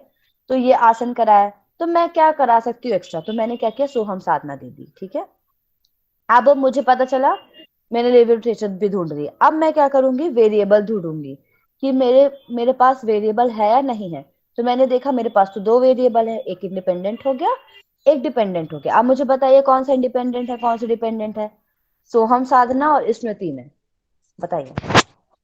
तो हम साधना है सोहम साधना स्वतंत्र, इंडिपेंडेंट, और हम्म, और स्मृति है आश्रित। डिपेंडेंट। हाँ खुशबू, अब आप बताओ। Yes ma'am. मैम सोहम हाँ साधना तो इंडिपेंडेंट होता है, और हाँ, और वो दूसरा वाला डिपेंडेंट क्या था, वो एक मिनट, सोहम साधना और स्मृति, स्मृति में स्मृति। यस मैम, स्मृति स्मृति। डिपेंडेंट। ओके, ठीक है। तो इतना समझ में आया, मुझे वेरिएबल मिल गए। अब मैं क्या करूंगी, हाइपोथेसिस बनाऊंगी कि सोहम साधना का स्मृति पर सकारात्मक प्रभाव पड़ता है, ये मैंने इसे सोच के रख लिया। अब मुझे इसको मीजर करना है, तो ये मीजरमेंट करने के जो स्टेप है वो आपकी स्टेप 7th में आता है, 7th स्टेप में आपको पढ़ाऊंगी ना, उसमें आता है ये हाइपोथेसिस टेस्टिंग। जब हम क्या करते हैं, मैंने जो हाइपोथेसिस बनाई उसको मैं किसी ना किसी, या तो क्वेश्चनर हो गया या कोई मेथड हो गया, उसके अकॉर्डिंग मैं उसको टेस्ट करती हूँ, ठीक है। तो यहाँ पर जो फॉर्मुलेटिंग ऑफ हाइपोथेसिस है, जिसको हम बोलते हैं हाइपोथेसिस या उपकल्पना बनाना, ये क्वालिटेटिव होता है। इसका नेचर क्या है, क्वालिटेटिव, ये केवल क्वालिटी देखता है। लेकिन 7th स्टेप में जाके मैं इसका क्वांटिटेटिव स्टडी करती हूँ, इस पे कोई टेस्ट लगाती हूँ, कोई मेजरमेंट लगाती हूँ, जिससे मुझे न्यूमेरिकल डेटा मिलता है। आया समझ में? जब न्यूमेरिकल डेटा मिलता है तब मैं इसको बोल सकती हूँ कि ये एक्सपेरिमेंटल रिसर्च है। आया समझ? इतना यस आगे बढ़ूं? Yes ma'am. हाँ आगे अब। ओके, ठीक है। अब मैं नेक्स्ट आगे की स्टेप पढ़ाती हूँ आपको, एक सेकेंड। स्क्रीन दिख रही है ना? Yes ma'am. हाँ ओके, अब देखिए मैंने डेटा भी कलेक्ट कर लिया, ठीक है, मेरे पास डेटा का कलेक्शन हो गया। अब मैं क्या करूंगी, मैंने देखा कि मुझे ना डेटा कहाँ कहाँ से मिल सकता है, प्राइमरी डेटा स्कूल से मिल सकता है और एक हॉस्पिटल से मिल सकता है, ठीक है। तब अब मैंने क्या किया, अपने सैंपल, न्यायादर्श चयन मतलब होता है सिलेक्टिंग द सैंपल्स, सैंपल जो हमें चाहिए। अब मुझे बताइए सैंपल क्या होते हैं, मैंने आपको बताया था सैंपल और पॉपुलेशन, दो चीज मैंने बताई थी, बताइए कोई, व्हाट इज सैंपल? बहुत सारी चीजों से किसी एक एक चीज विषय पे खोज करने के लिए बोलते सैंपल के लिए। हाँ मैम, जैसे कि सैंपल, नहीं, जैसे कि हमको शुगर के ऊपर करना है तो हम शुगर पेशेंट के पास जाते हैं मैम और उससे सैंपल लेके आते हैं। सैंपल और सैंपलिंग क्या है, सैंपल क्या है, सैंपलिंग क्या है? पॉपुलेशन से जो सैंपलिंग अपन इकट्ठा करते हैं, उस ऐसा कुछ बताया था मैम आपने। नहीं, फिर भूल गए आप लोग। देखिए अब मैं ना आप लोगों को उससे बताती हूँ, ठीक है, स्क्रीन तो प्रेजेंट हो ही रही है ना। एक सेकेंड,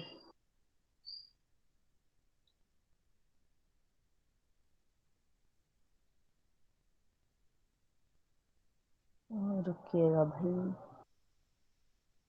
बहुत सिंपल सी चीज है ये, पर डोंट वरी, मैं आप लोग को समझाती हूँ। देखिए ये क्या हुआ, ये पूरा हॉस्पिटल है, ठीक है, ये हो गई हमारी पॉपुलेशन, ठीक है, दिख रहा है स्क्रीन ना। Yes ma'am. पॉपुलेशन को क्या बोलते हैं, हाँ जनसंख्या। अब ये लोग कितने लोग हैं, ये 200 लोग हैं पूरे हॉस्पिटल में, ठीक है। अब मेरे को क्या करना है, मेमोरी पे करना है रिसर्च, ठीक है। मैंने क्या किया, इस हॉस्पिटल के इतने हिस्से से, इतने हिस्से से, ठीक है, ये जो दिख रहा है, एक सेकंड रुको, मैंने क्या किया, इस हॉस्पिटल के दूसरे हिस्से से, मैंने इतने हिस्से से निकाल लिया लोगों को, तो इतना पतला हो जाता है ये, हाँ, मैंने इतने हिस्से से लोगों को निकाल लिया, ठीक है। तो इस पूरी पॉपुलेशन से जब मैं, इस पूरी पॉपुलेशन से मैंने इतने हिस्से को निकाल लिया, तो ये क्या कहलाया मेरा, ये पॉपुलेशन और ये सैंपल, आया समझ में, ठीक है। Yes ma'am. तो मैं पूरे 200 लोगों पे मेरे को स्टडी नहीं करनी है भाई, यहाँ पर मेरे को कितने लोगों पे करनी है, 20 लोगों पे करनी है, तो मैंने 20 लोगों को यहाँ से सिलेक्ट कर लिया, ठीक है। तो सैंपल मतलब क्या हुए, न्यायादर्श, जो मेरे को मेरे रिसर्च के लिए जरूरी है, ये क्या हुई, जनसंख्या, ठीक है, आया समझ। सैंपल, पॉपुलेशन और यस सैंपल समझ मैम। में आया। ये छोटा समूह है और ये बड़ा समूह है, इस पूरे समूह को ये रिप्रेजेंट कर सकता है कि नहीं कर सकता, बताओ भाई। कर यस सकता है। मैम कर सकते हैं। ठीक है, कर सकता है ना। तो ये क्या हो गया हमारा पॉपुलेशन और सैंपल। पॉपुलेशन क्या हुआ, बड़ा ग्रुप, सैंपल हो गया उसी का छोटा ग्रुप जो उसको रिप्रेजेंट कर सके। अब इस सैंपल से पॉपुलेशन को निकालने, सॉरी, इस पॉपुलेशन से सैंपल को निकालने की जो प्रोसेस होती है, जो प्रक्रिया होती है यहाँ पर, उस प्रक्रिया को हम क्या बोलते हैं, सैंपलिंग, ठीक है, समझ में आया। Yes ma'am. तो ये क्या हुआ हमारी, ये यहाँ पर मैम एक हमारे बार कितने और लोग खड़े, बताइए ना। 1 2, बता रही हूँ, ये पूरी पॉपुलेशन यहाँ पे कितने लोग हैं, 1 2 3, देखो कितने लोग खड़े हैं यहाँ पर, 4 5 6 7 8 9 10 11, ठीक है, इतने लोग खड़े हैं। अब इन 11 में से मेरे को 5 लोग मिल जो चाहिए हैं, ठीक है। तो मैंने क्या किया, इनमें मैंने एक प्रोसेस लगाई, ठीक है। अब ये प्रोसेस के 2 टाइप होते मैं बताऊंगी, उस प्रोसेस को हम बोलते हैं सैंपलिंग। अब मैंने इसमें से निकाल लिया 5 लोग, तो ये 5 क्या कहलाए, क्या कहलाए 5 लोग, सैंपल। सैंपल। सैंपल, ठीक है, आया समझ में। ये 5 हाँ क्या है मैम आ हमारे, गया। सैंपल हैं, ठीक है। देखिए अब नेक्स्ट, सैंपल और सैंपलिंग होगी। अब हमारे पास जो प्रोसेस होती है, जिस प्रोसेस, अब देखिए मैं इसका एक जनरल, अब ये वो एग्जाम्पल को लेके आप मत बैठ जाइएगा, ठीक है, कि वही एग्जाम्पल है, नहीं, देखिए मान लीजिए मुझे यहाँ से बिलासपुर जाना है, मेरे घर से बिलासपुर 3 घंटे का रास्ता है, ठीक है। तो मैं हूँ इधर मेरे घर में, मैं हूँ मेरे घर पे यहाँ पर, ठीक है। मेरे को जाना है कहाँ, बिलासपुर जाना है भैया, ये है यहाँ पर बिलासपुर जाना है यहाँ पर, ठीक है।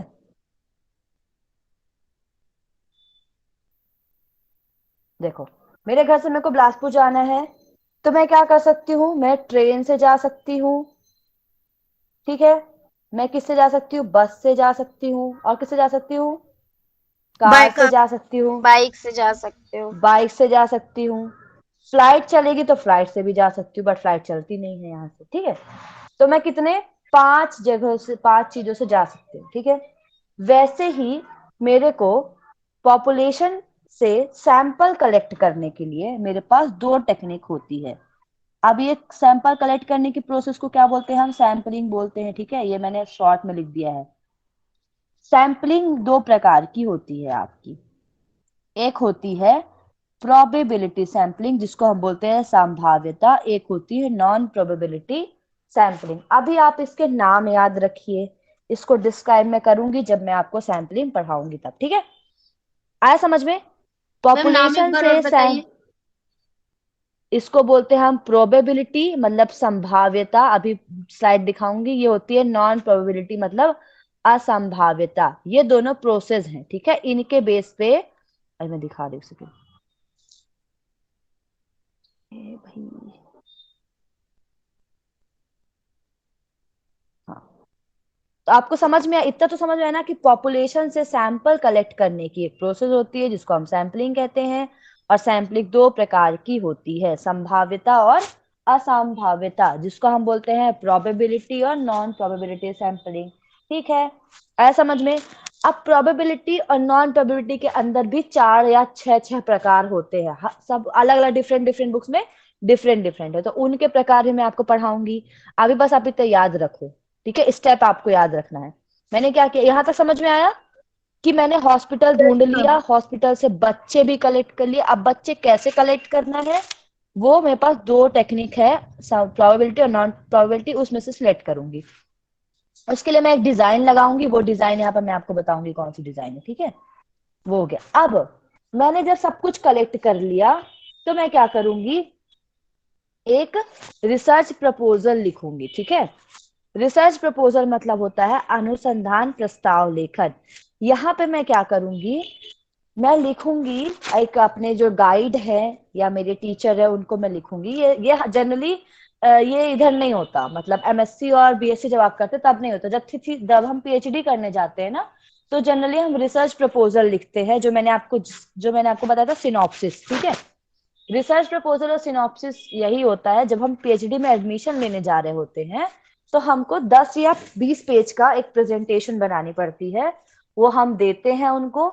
उस प्रेजेंटेशन में हम बताते हैं कि हम अपने रिसर्च में क्या क्या करने जा रहे हैं, हमारी आवश्यकताएं क्या हैं, हम जो रिसर्च करेंगे उससे जनरल पॉपुलेशन को क्या लाभ होगा, हम कौन सी सैंपलिंग का प्रयोग कर रहे हैं, ठीक है। न्यायाधीश का प्रकार, निधिकरण स्तर मतलब कि मुझे इसके लिए कितना फंडिंग चाहिए। अब आप सब अपने पैसे से नहीं करोगे, आप वहां संस्था से रिक्वेस्ट करोगे कि मुझे इतना इतना चाहिए, तो आप मुझे इतनी मदद करेंगे, ठीक है।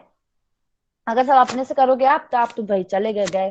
तो आप क्या करोगे, यहाँ पर आप फंड की बात करोगे कि मैं हॉस्पिटल में जाऊंगा या जाऊंगी तो मुझे वहां से परमिशन लेनी पड़ेगी, मैंने परमिशन ले भी ली तो मुझे इतने क्वेश्चनर चाहिए, इतना चीज चाहिए, तो मुझे इतना खर्चा आएगा, तो क्या ये मेरे लिए सही है? तो वो बोलेंगे कि हम इतना नहीं कर सकते, तो आप कुछ और देखो या कुछ और करो या कैसे भी करो। तो हम क्या करते हैं, ये उनको एक प्रस्ताव लेखन लिखते हैं, जिसको हम बोलते हैं रिसर्च प्रपोजल। समझ में आया? ठीक है। Yes ma'am. हाँ ओके ठीक है। जब मैंने पूरा सोच लिया, अभी ये मैं सोच रही हूँ, ठीक है, कर रही हूँ, सोच रही हूँ। अब ये मैंने लिख दिया। अब क्या किया मैंने, दूसरा नेक्स्ट आता है हमारा कलेक्टिंग डेटा। मैं डेटा कैसे कलेक्ट करूंगी वो मैंने यहाँ पे सोचा, ठीक है, डेवलप किया कि मैं ऐसे ऐसे करूंगी, ये सैंपलिंग यूज करूंगी। अब मैं यहाँ पे क्या करूंगी, डेटा को कलेक्ट कर लूंगी, ठीक है। जाऊंगी भाई पहले मैं स्कूल गई, स्कूल में बच्चों के पास गई, बच्चों को तो यहाँ पर डेटा कलेक्ट करने की अलग अलग विधियां होती है, ठीक है। जैसे पहली हो गई आपकी अवलोकन। अवलोकन को हम बोलते हैं ऑब्जर्वेशन। तो आप एक चीज कर सकते हो, आप जनरली क्लास में जाओ, 50 बच्चे बैठे हैं, आप कुछ मत करो, आप वहां बस टीचर और स्टूडेंट को देखो। टीचर बच्चों को पढ़ा रहा है, क्वेश्चन आंसरिंग पूछ रहा है, आप कोई बच्चा एकदम से जवाब दे देता है, कोई थोड़ा टाइम लगाता है, कोई देता ही नहीं है। जैसे हमारी क्लास में देख लीजिए, कोई बहुत जल्दी जवाब देता है, किसी की टाइपिंग स्पीड अच्छी है, कोई अच्छा कर रहा है। तो हम अवलोकन करते हैं, ठीक है। अवलोकन करके देख सकते हैं, डेटा कलेक्ट कर सकते हैं। अवलोकन भी होता है, इसके भी प्रकार होते हैं, ठीक है। ये भी मैं आपको आगे पढ़ाऊंगी, अवलोकन के प्रकार होते हैं। दूसरा क्या होता है हमारा साक्षात्कार, जिसको बोलते हैं इंटरव्यू। अब आप क्या किए, आप गए वो 50 बच्चों का इंडिविजुअल आपने इंटरव्यू लिया, आपने सबको एक एक क्वेश्चन पूछा और फिर देखा आप किसका स्मृति लेवल ज्यादा है, ठीक है। तो दूसरा क्या हो गया, साक्षात्कार, उसके आधार पर आपने डेटा कलेक्ट किया। तीसरा होता है प्रश्नावली। प्रश्नावली में इसको हम बोलते हैं कलेक्शन ऑफ क्वेश्चन, मतलब इसमें बहुत सारे क्वेश्चंस होते हैं, बहुत सारे प्रश्न होते हैं, उनमें सही गलत का या फिर हाँ नहीं ऐसे करके ऑप्शन दिए रहते हैं। मैं आपको प्रेजेंट करूंगी, एक दो मेरे पास होगा तो, ठीक है। तो इसके अकॉर्डिंग वो आंसर देते हैं, फिर स्कोर काउंट करते, किसका स्कोर ज्यादा हुआ तो इसका लेवल ज्यादा है, इसका कम है, ठीक है। इस प्रकार से हम क्या करते हैं, अपने डेटा को कलेक्ट करते हैं। तो डेटा कलेक्ट करने के लिए हम कितने मेथड का यूज किए यहाँ पर, ऑब्जर्वेशन का, हाँ यहाँ पर 3 है, वैसे और बहुत सारे प्रकार होते हैं, ठीक है। अंक सूची भी होती है, रिपोर्टिंग भी होती है, बहुत सारे होते हैं। मोस्टली जो इम्पोर्टेंट है अभी वो आपके लिए 3 है, ठीक है। अवलोकन, साक्षात्कार और प्रश्नावली, जिसको बोलते हैं हम ऑब्जर्वेशन, इंटरव्यू और क्वेश्चनर। समझ में आया, ठीक है। यहाँ तक। अब क्या हुआ, अब आपने डेटा कलेक्ट कर लिया, ठीक है। डेटा कलेक्ट करने के बाद आप क्या करेंगे, प्रदत्त प्रसंस्करण और विश्लेषण, इंग्लिश में बोलते हैं processing and analysing of data. अब मेरे पास डेटा आ गया, मैंने स्कूल से लिया, हॉस्पिटल से लिया, अब मैं क्या करूंगी, मैंने जो भी चीज भरा था मैं एक रफ कॉपी में लिखी थी, ठीक है। तो मैंने क्या किया, बस लिख लिया। अब मैं क्या करूंगी, आऊंगी घर, मैं उसको एडिटिंग करूंगी। संपादन और कूटन मतलब क्या होता है, एडिटिंग एंड कोडिंग, कि मैं क्या कर सकती हूँ, 50 के ऊपर जिनके नंबर आए वो एक साइड, जिसके 40 के ऊपर आए ऐसे, जिसके 30 के ऊपर नंबर आए उनको एक लाइन में लगा दिया, जिनके 20 के ऊपर नंबर आए उनको, जिनके 10। तो ये या तो मैं ऐसा कर सकती हूँ, या मैं बॉयज के एक साइड गर्ल्स के एक साइड कर सकती हूँ, या फिर जिनकी एज 15 से ज्यादा है उनका एक साइड और जिनकी एज 15 से कम है उनका एक साइड। तो मैंने क्या किया, ये कोडिंग किया, एडिटिंग किया और क्लासिफिकेशन, प्रदत्त वर्गीकरण, मतलब डेटा को क्लासिफाई किया। समझ में आया इतना। मैंने यहाँ पर रॉ डेटा को एक प्राइमरी डेटा में बनाया। जैसे आप क्या करते हैं, अभी आपकी क्लास चल रही है ना, तो आप क्या करेंगे, जल्दी जल्दी मैम जो बता रही है उसको रफ में लिख लोगे आप, लेकिन जब आपको टाइम मिलेगा तो आप बड़े से फेयर बनाओगे, ठीक है।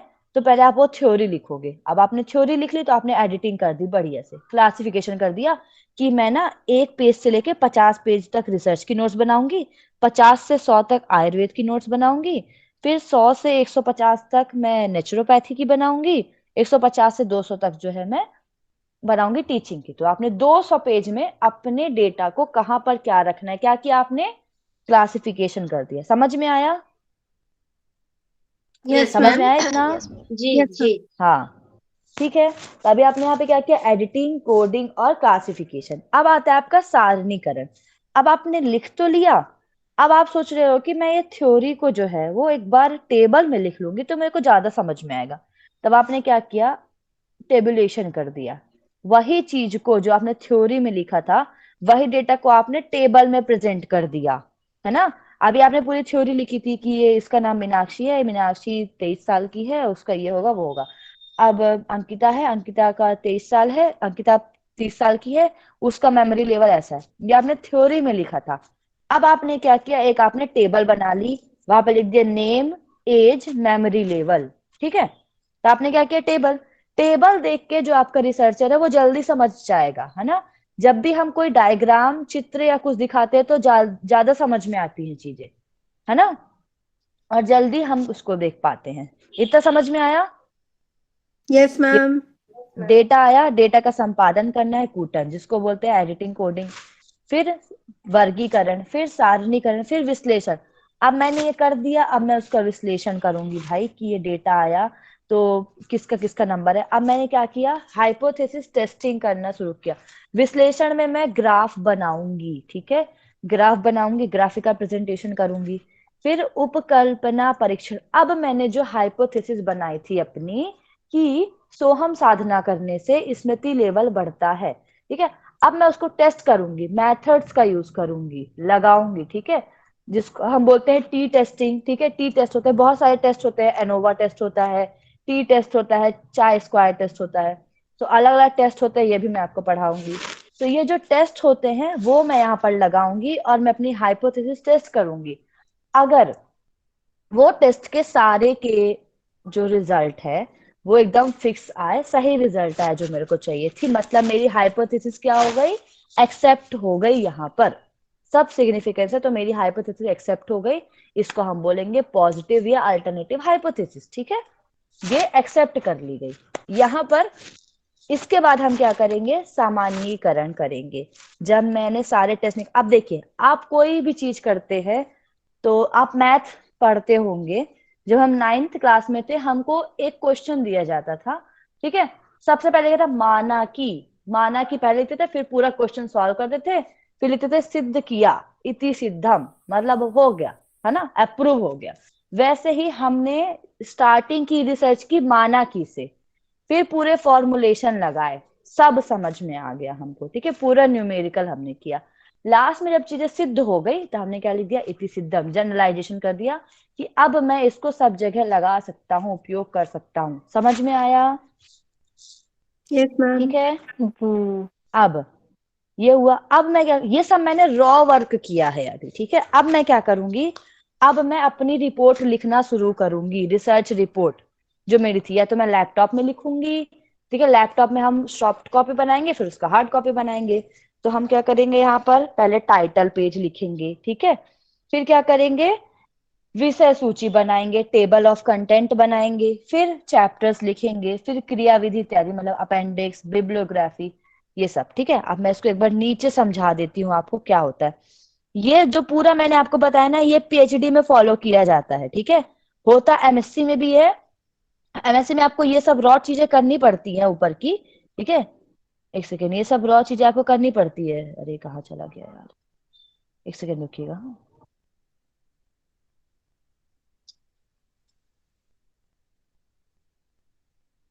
अरे बाबा, एक सेकेंड। हाँ देखिए, अब मैं आपको इसको इंग्लिश में एक बार बता देती हूँ। पीएचडी में आपको वो सब चीजें करनी पड़ती है, लेकिन आपको मैं अब कल का एक स्टेप बताऊंगी एक और, या तो अभी लास्ट में क्लास में टाइम मिलेगा ना, अभी तो टाइम है 15-20 मिनट का, तब मैं आपको बता दूंगी, ठीक है। चलिए, अब यहाँ पर इंग्लिश में वही चीजें दी हुई हैं। सबसे पहले आता है हमारा फॉर्मुलेशन ऑफ रिसर्च, ठीक है, रिसर्च प्रॉब्लम। उसके बाद रिव्यू ऑफ लिटरेचर, या फिर लिटरेचर रिव्यू भी कह सकते हैं उसको। फिर होता है हमारा फॉर्मुलेशन ऑफ ऑब्जेक्टिव। फिर identify research variable and measuring scale. Research मतलब मैंने आपको बताया था ना अभी कि आपको क्या करना है, वेरिएबल को आइडेंटिफाई करना है। फिर क्या करना है, फॉर्मुलेटिंग हाइपोथेसिस, हाइपोथेसिस बनानी है। फिर क्या करना है आपको, रिसर्च डिजाइन बनानी है। दो तरीके की रिसर्च डिजाइन होती है, एक्सपेरिमेंटल और नॉन एक्सपेरिमेंटल, जिसको हम क्या बोलते हैं, हिंदी में क्या बोलते हैं, प्रयोगात्मक और गैर प्रयोगात्मक। हाँ ठीक है। उसके बाद नेक्स्ट होती है आपकी यहाँ पर कहाँ गया, हाँ नेक्स्ट है आपका डेटा कलेक्शन। तो हम डेटा कलेक्ट करते हैं, फिर सैंपल को कलेक्ट करते हैं, ठीक है। तो इसमें हमारी प्रोबेबिलिटी, नॉन प्रोबेबिलिटी, दो प्रकार की सैंपलिंग जो है वो पाई जाती है, ठीक है। नेक्स्ट होता है हमारा, हाँ नेक्स्ट हमारा 5th स्टेप है, जिसमें हम रिसर्च प्रपोजल बनाते हैं। फिर डेटा कलेक्ट करते हैं, किसके किसके थ्रू, ऑब्जर्वेशन, इंटरव्यू, क्वेश्चनर और शेड्यूल। शेड्यूल को अंक सूची कहते हैं हिंदी में, ठीक है। फिर आता है हमारा प्रोसेसिंग एंड एनालिजिंग डेटा, जिसमें हम एडिटिंग, कोडिंग करते हैं, क्लासिफिकेशन करते हैं डेटा का, टेबुलेशन करते हैं, एनालिसिस करते हैं, हाइपोथेसिस टेस्टिंग और जनरलाइजेशन। ठीक है, इतना समझ आया? फिर राइटिंग अ रिसर्च रिपोर्ट। आ गया। हाँ, फिर रिसर्च रिपोर्ट को लिखते हैं, उसमें title page, table of content, chapter, bibliography और अपेंडिक्स। ठीक है, ये मैं आपको बताऊंगी। अपेंडिक्स मतलब होता है रेफरेंसेस, बिब्लियोग्राफी मतलब चीजों को एब्रीविएशन छोटा छोटा लिखना। वो आपको जब मैं इसको पूरे को डिफाइन करूंगी ना, तब अब तो ये आपका हिंदी और इंग्लिश दोनों में है। ठीक है, अब देखिए मैं आपको इसका एक छोटी सी ट्रिक बताऊंगी, वो आप याद कर लीजिएगा पहले वाले की। ठीक है, वो आपको याद रहेगी तो बढ़िया रहेगा। देखिए, पहला स्टेप है जो फॉर्मुलेशन ऑफ रिसर्च प्रॉब्लम, उसमें आपको पहला स्टेप क्या दिख रहा है? लिटरेचर रिव्यू दिख रहा है ना? Yes ma'am. दिखा? इसकी ट्रिक है। ठीक है, तो हम इसको क्या बोल सकते हैं? एल। ठीक है, दूसरा क्या है? फॉर्मुलेशन ऑफ ऑब्जेक्टिव, मतलब हमें क्या बनाना है? ऑब्जेक्टिव, तो उसको क्या बोल सकते हैं हम? ओ। ठीक है, तीसरा क्या है? Identifying research variable and measuring scales. ठीक है, यहाँ पे हम क्या कर रहे हैं? वेरिएबल के बारे में बात कर रहे हैं, तो क्या हो गया? वी। ठीक है, फिर क्या किया हमने? Formulating hypothesis. तो आपको क्या करना है? आपको रिसर्च से लव करना है, लेकिन लव में ई हटा के एच आ गया यहाँ पे। ठीक है, लोव आ गया। आया समझ में? तो पहला स्टेप में आपको प्यार करना है रिसर्च से। आया समझ में? और यस यही मैम। ट्रुथ है, जब आप रिसर्च से प्यार करना शुरू कर देंगे तो रिसर्च आपसे प्यार करना शुरू कर देगी। ठीक है, इतना समझ में आया? तो ये पहली ट्रिक है, जी और यही 4 स्टेप आपके बाकी के 3 स्टेप बना देगी। ये इंपॉर्टेंट है। ठीक है, तो पहला स्टेप मैं आपको अब स्टेप बोलूंगी, आप उसको लिखिए 7 स्टेप। ठीक है, लाइन से सब लोग पहले इंग्लिश में लिखिए, फिर हिंदी में लिख लीजिएगा उसको। तो पहला स्टेप है आपका जो है रिसर्च प्रॉब्लम। ठीक है, सिलेक्शन ऑफ रिसर्च प्रॉब्लम लिखिए। पहला step, first step is selection of research problem. ठीक है, लिखा आपने? यस ये तो मैम। मैं टिक करते जाऊंगी, यस आप मैम। लोग लिखते जाना। ठीक है, सिलेक्शन ऑफ रिसर्च प्रॉब्लम पहला स्टेप है हमारा। ठीक है, दूसरा स्टेप है, अब मैं इन सब पूरे में नहीं जाती, मैं डायरेक्ट जाती हूँ हाइपोथेसिस में। मैं आपको ये सब शॉर्ट में बता रही, बीच का आपको याद रखना है। ठीक है, बीच के आपको ये तो याद रखना ही है। जब आप लव वर्ड याद रख लोगे ना, तो आपको सारे स्टेप याद हो जाएंगे। लेकिन इंपॉर्टेंट जो याद रखना है, तो पहले फॉर्मुलेशन ऑफ रिसर्च प्रॉब्लम, दूसरा है आपका फॉर्मुलेशन ऑफ हाइपोथेसिस। ठीक है, सेकंड क्या है आपका? Formulation of hypothesis, second step. ठीक है, लिखा आपने? Very good, okay. नेक्स्ट है आपका third, research design. Research design को हम बोलते हैं ब्लूप्रिंट। आप देखते होंगे, आप जब 10th 12th में थे तो आपको शिवलाल या युगबोध यही तो चलता है, आई थिंक एमपी छत्तीसगढ़ दोनों जगह, है ना?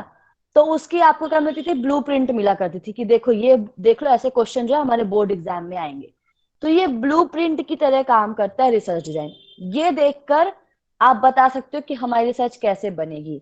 तो इसका आप कोष्टक में लिख लो, ब्लूप्रिंट बोलते हैं इसको। ठीक है, आपको याद रखने के काम आएगी। रिसर्च डिजाइन को हम क्या बोलते हैं? कोई बताइए। ब्लूप्रिंट। ब्लूप्रिंट। ब्लूप्रिंट। ठीक है, ब्लूप्रिंट बोलते हैं। Very good. अब ये आपकी 3 स्टेप हो गए। पहला कौन सा है? फॉर्मुलेशन ऑफ रिसर्च प्रॉब्लम, दूसरा हाइपोथेसिस, तीसरा है आपका रिसर्च डिजाइन। ठीक है, चौथे पे हम आते हैं, फोर्थ स्टेप आप लिखिए। Step number 4, collection of data. ठीक है, डेटा को आपको कलेक्ट करना है। ठीक है, कलेक्शन ऑफ डेटा, ये है आपका मैम कलेक्शन इसमें ऑफ दूसरे डेटा। वाले में लिटरेचर सर्वे होगा ना? देखिए मैंने आपको क्या लिटरेचर बोला, सर्वे। मैंने आपको क्या बोला? ये मैंने जो आपको टेबल दिखाई है वो बड़ा रूप है, ब्रीफ है। मैं आपको शॉर्ट में 7 स्टेप बता रही हूँ। बीच के ये स्टेप तो रहेंगे ही रहेंगे। जो मेन स्टेप पूछी जाती है जिससे आपको ये पूरा टेबल याद हो जाए, वो 7 स्टेप मैं आपको बता रही हूँ। ठीक है, बीच में ये हटेंगे मैम नहीं, ये फोर्थ रहेंगे क्या ही बोले? रहेंगे। फोर्थ है कलेक्शन ऑफ। आपका कलेक्शन ऑफ डेटा। ठीक है, मैंने आपको बड़ा वाला पहले क्यों पढ़ाया? कि आपको सारा समझ में आ जाए। उसके अंदर की मैं आपको मेन स्टेप बता रही हूँ, मेन 7 स्टेप, जिनके अगर आप बड़ा नहीं लिख सकते तो वो 7 स्टेप आप लिख दोगे तो भी समझ में आ जाएगा। अगर आपको शॉर्ट में क्वेश्चन पूछा जाए कि describe the step of research, ठीक है, अगर शॉर्ट में पूछते लघु उत्तरीय प्रश्न तो आप 7 स्टेप को डिस्क्राइब करोगे। अगर मैं आपको लॉन्ग टाइप में ये क्वेश्चन दूंगी describe the step of research, तो आप पूरे ये 8 स्टेप के अंदर के जो है ना उनको लाइंस लिखोगे, उनके बारे में थोड़ा थोड़ा पॉइंट लिखोगे। ठीक है, आया समझ में? Yes ma'am. मैम यस इसमें मैम। हम ओके, इसको फॉर्मूले जैसे ये ठीक है स्टेप है, लेकिन हम इसमें इसको इंक्लूड नहीं कर सकते इन स्टेप्स को ना इसमें, मेरे को किसमें इसमें इंक्लूड नहीं थोड़ा कर डाउट है। सकते? नहीं मैम, किसमें इंक्लूड नहीं देखिए कर जैसे सकते? उधर वाले में समझा रहे थे अभी तो हाँ स्टेप्स को समझा रहे थे, लेकिन जब आप इस तरह से इसमें कह रहे हैं ना, तो ये अलग है। जैसे लिटरेचर रिव्यू लिखा हुआ है इसमें फर्स्ट स्टेप में, फॉर्मुलेशन ऑफ रिसर्च प्रॉब्लम में, तो फॉर्मेशन ऑफ हाँ, रिसर्च प्रॉब्लम में वो एक अलग हेडिंग है, या हम इसको मर्ज करके लिखेंगे, ये सब हेडिंग्स है? ये जो मैंने अभी आपको पूरा बताया वो क्या था, बड़ा था। आप देखिए मैं आपको एक चीज बताती हूँ, हाँ ठीक है, यही मैं कह रही थी, जैसे आप हमने जब अभी इंडिया डिस्कशन का, किया था ना मैम, सुनिए सुनिए, तो इसका आप मतलब जब यही इंडिया हुआ। का मैप हाँ हाँ, देखते हो, पहला स्टेप, सुनो, जब आप इंडिया का अगर मैप हम देखते रिसर्च हो, पहले प्रॉब्लम को मेरे फाइंड सुनो। करना चाह रहे हैं तो ये पहला हम्म होगा कि हम लिटरेचर रिव्यू करेंगे, फिर हम उसका ऑब्जेक्ट हम्म ढूंढेंगे, फिर हम उसकी वो तो वेरिएबिलिटी और आपको मेजरमेंट करना ही स्केल्स है, कर। मैं आपको याद करने के लिए बोल रही हूँ। आपके पास एक कोई क्वेश्चन पूछा जाता है तो आप उसको शॉर्ट में भी लिख सकते हो, लॉन्ग में। आप इंडिया का मैप निकालो, ठीक है, मैं आपको एग्जांपल देती हूँ। आपको इंडिया का मैप देखना है मोबाइल में, आप क्या करोगे, जब इंडिया का मैप निकालोगे तो जब बड़ा रहेगा वो, ठीक है, तो क्या दिखेगा आपको, केवल स्टेट की लाइंस दिखेंगी, ठीक है। आप थोड़ा सा जूम करोगे तो आपको स्टेट्स दिखेंगे कि दिल्ली, कि यहाँ पर हिमाचल प्रदेश है, यहाँ मध्य प्रदेश है, यहाँ यूपी है, यहाँ छत्तीसगढ़ है। आप उसको और जूम करोगे तो छत्तीसगढ़ की जगह बताएंगे, यहाँ बिलासपुर, रायगढ़, रायपुर, ठीक है, भाटापारा यहाँ है। फिर आप मध्य प्रदेश को जूम करोगे तो मध्य प्रदेश की जगह बताएंगे, महाराष्ट्र को। तो वैसे ही है, आपको मैं जो 7 स्टेप बता रही हूँ वो हाँ तो 7 यही स्टेप मैं होती है, उनको यही एलेबोरेट बोल रही थी करोगे। मैं पहले भी हाँ, कि रिसर्च प्रॉब्लम फाइंड करने के लिए हमें हाइपोथेसिस तक जाना पड़ेगा, तब जाके हम एक रिसर्च प्रॉब्लम को फाइंड कर सकते हैं। तो ये स्टेप 1 हो जाएगा हमारा, है ना? पहले हाँ स्टेप 1 है लिटरेचर, जी। हाँ हाँ हाँ। ओके, ठीक है। 4th स्टेप आप लोगों ने लिखी, collection of data. Yes ma'am. Okay, next है आपका स्टेप नंबर 5, ठीक है। स्टेप नंबर 5 में लिखिए आप लोग analysing of data, data analysis, ठीक है, ये है जो आपका step, analysis of data,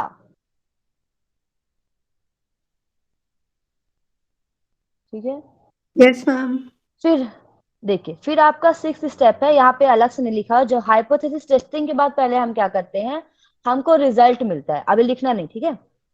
hypothesis testing के बाद हमको रिजल्ट मिलता है, रिजल्ट के बारे में यहाँ पे नहीं लिखा, तो रिजल्ट मिलेगा यहाँ पर 6 नंबर पे, उसको हम बोलेंगे रिजल्ट एंड कंक्लूजन, ठीक है। टेस्टिंग किए तो हमको रिजल्ट मिला, तो हम क्या किए, रिजल्ट हमको न्यूमेरिकल फॉर्म में मिला। कंक्लूजन में हम क्या करते हैं, उसको लिखते हैं, सारांश लिखते हैं और डिस्कशन करते हैं उसके बारे में, पूरी तरीके से एक्सप्लेनेशन करना, ठीक है। तो ये 6th स्टेप में आप लिखो रिजल्ट एंड कंक्लूजन। आया समझ, result and conclusion? Yes ma'am. Okay, now 7th step आप लिखो generalisation. Step number 7 is generalisation, ठीक है। Yes ma'am. तो जब आप ये पूरा, ये जो मैंने आपको लॉ ऑफ का बताया ना, आप ये याद कर लोगे ना, आपको आगे के तो अपने आप सारे याद हो जाने हैं। आपको मेन यही है, यही 4 मेन है, ठीक है। क्या है, literature review, objective, variables, hypothesis. उसके बाद आप यहाँ से स्टार्ट करो, हाइपोथेसिस हो गया तो आप रिसर्च डिजाइन करोगे, ठीक है। अब आप डायरेक्ट 7th वाले स्टेप में आ जाओ, रिसर्च डिजाइन करोगे। फिर क्या करोगे, कलेक्शन ऑफ डेटा करोगे, डेटा कलेक्शन करने के बाद एनालिसिस ऑफ डेटा करोगे, फिर रिजल्ट एंड कंक्लूजन, फिर जनरलाइजेशन, ठीक है। आया समझ में इतना? ठीक है भाई, 7 steps. Yes yes ma'am. Ma'am. तो आपको शॉर्ट में ये 7 स्टेप मेरे को कल सुनाना है नेक्स्ट क्लास में, और लॉन्ग में जो सुनाएगा भाई उसको एक्स्ट्रा 2 मार्क्स मिलेंगे टेस्ट में, ठीक है। तो लॉन्ग में भी पूरी याद रखिए आप, और शॉर्ट में भी विथ सीक्वेंस। मैं क्वेश्चन पेपर कैसे भी बना सकती हूँ, आपका क्वेश्चन पेपर में क्वेश्चन इन्हीं से आने हैं, बट आप इसको अच्छे से पढ़िए। ठीक है, आया समझ इतना? मैम हिंदी या इंग्लिश दोनों में चलेगा? हाँ, मैं हिंदी इंग्लिश दोनों चलेगा, मुझे दोनों लैंग्वेज समझ में आती है। ठीक है, मैंने दोनों लैंग्वेज मैम पढ़ाई मुझे करी ये है तो मुझे। बताइए, हाँ, एक सेकेंड। हाँ पूछिए, हाँ थोड़ा शोर हो रहा कौन है मैम, पूछ रहे एक थे? मिनट। हाँ मैम ये बोल रही हूँ मैं, जैसे इसमें मुझे इसलिए हो रहा है कि जैसे scientific way of execution of the research processes जो हैं वो क्या योगा में थोड़ा सा डिफाइन अलग सा किया गया है? क्योंकि हम अगर जब तक सैंपल नहीं कलेक्ट करेंगे तब तक हमको डाटा कैसे मिलेगा? इसमें जैसे डाटा पहले लिखा हुआ है ना, तो मुझे इसीलिए थोड़ा 2-4 चीजों में मैंने कंफ्यूजन हो रहा है। कलेक्शन ऑफ मतलब डेटा जैसे कहाँ पर लिखा है, लिटरेचरी वे बताना में जरा एक बार साइंस फिर से। साइंस हाँ योगा नहीं में। नहीं, ठीक है, आप बोल रहे हो ना हाँ सैंपल के बाद लिखा है, तो कलेक्शन ऑफ डेटा कौन से स्टेप में है? ब्रीफ वाला किसको याद है? कलेक्शन ऑफ डेटा कहाँ पर लिखा है, जल्दी बताइए। पहले सैंपल डिजाइन है सैंपल ना के मैम, कोड नंबर में है ना तो सैंपल कलेक्शन। डिजाइन पहले ही तो होता है भाई। नहीं नहीं मैम, इसमें देखिए दे- ना, इसमें जो आप लिखे हैं मैं जो थर्ड मेरे स्टेप पास। मैंने आपको बताया था ना, जो आप बोल रहे हो डेटा कलेक्शन है ना, वो मैंने क्या बोला आपको, मेथड आप कैसे यूज करोगे, कौन से टाइप का डेटा लगाओगे, वो आप देख हाँ रहे उसी हो, में मुझे लेकिन कंफ्यूजन स्टेप। हो रहा है, क्योंकि जो साइंटिफिक वो है वो थोड़ा मुझे कोरिलेशन नहीं हो ये रहा है, थोड़ा दो साइंटिफिक चार ही चीज। है, ये हाँ मैं साइंटिफिक ही है, सोची मैंने थोड़ा 3 सा अलग रिसर्च है की है अभी शायद, तक। इसीलिए ऊपर नीचे कुछ हो रहा है इसलिए। नहीं नहीं, तो जैसे इसमें है नहीं नहीं, मैम ऐसा नहीं। देखिए, प्रेरणा आप मैं एक सेकेंड, एक मैं सेकेंड। एक बार बता प्रेरणा रही हूँ आप आपको रिकॉर्डिंग बंद कर दो। हाँ मैम। जी बोलिए, जी जी बोलिए हाँ बोलिए। जी एक करिए। बार मैं आपको बता रही हूँ, जैसे मैं सिंपल जो समझी हूँ वो ये है कि पहले हाँ। रिसर्च प्रॉब्लम को हम एक फॉर्मुलेशन करेंगे, एक आइडिया आप लेंगे, उसके लिए हम फर्स्ट स्टेप में जाएंगे एक्सटेंसिव लिटरेचर सर्वे। उसके बाद हम अपना, मैं मोटा मोटा बता रही हूँ, फिर हम डेवलपमेंट ऑफ द हाइपोथेसिस करेंगे, फिर रिसर्च डिजाइन करेंगे, रिसर्च डिजाइन के बेसिस में जो हम ने डिजाइन किया है उसके बेसिस में हम सैंपल डिजाइन करेंगे कि हमको सैंपल चाहिए तो हम किस तरह से सैंपल को कलेक्ट करें। उस सैंपल के को हाँ हम कलेक्ट करने के बाद ही हमारा डाटा जनरेशन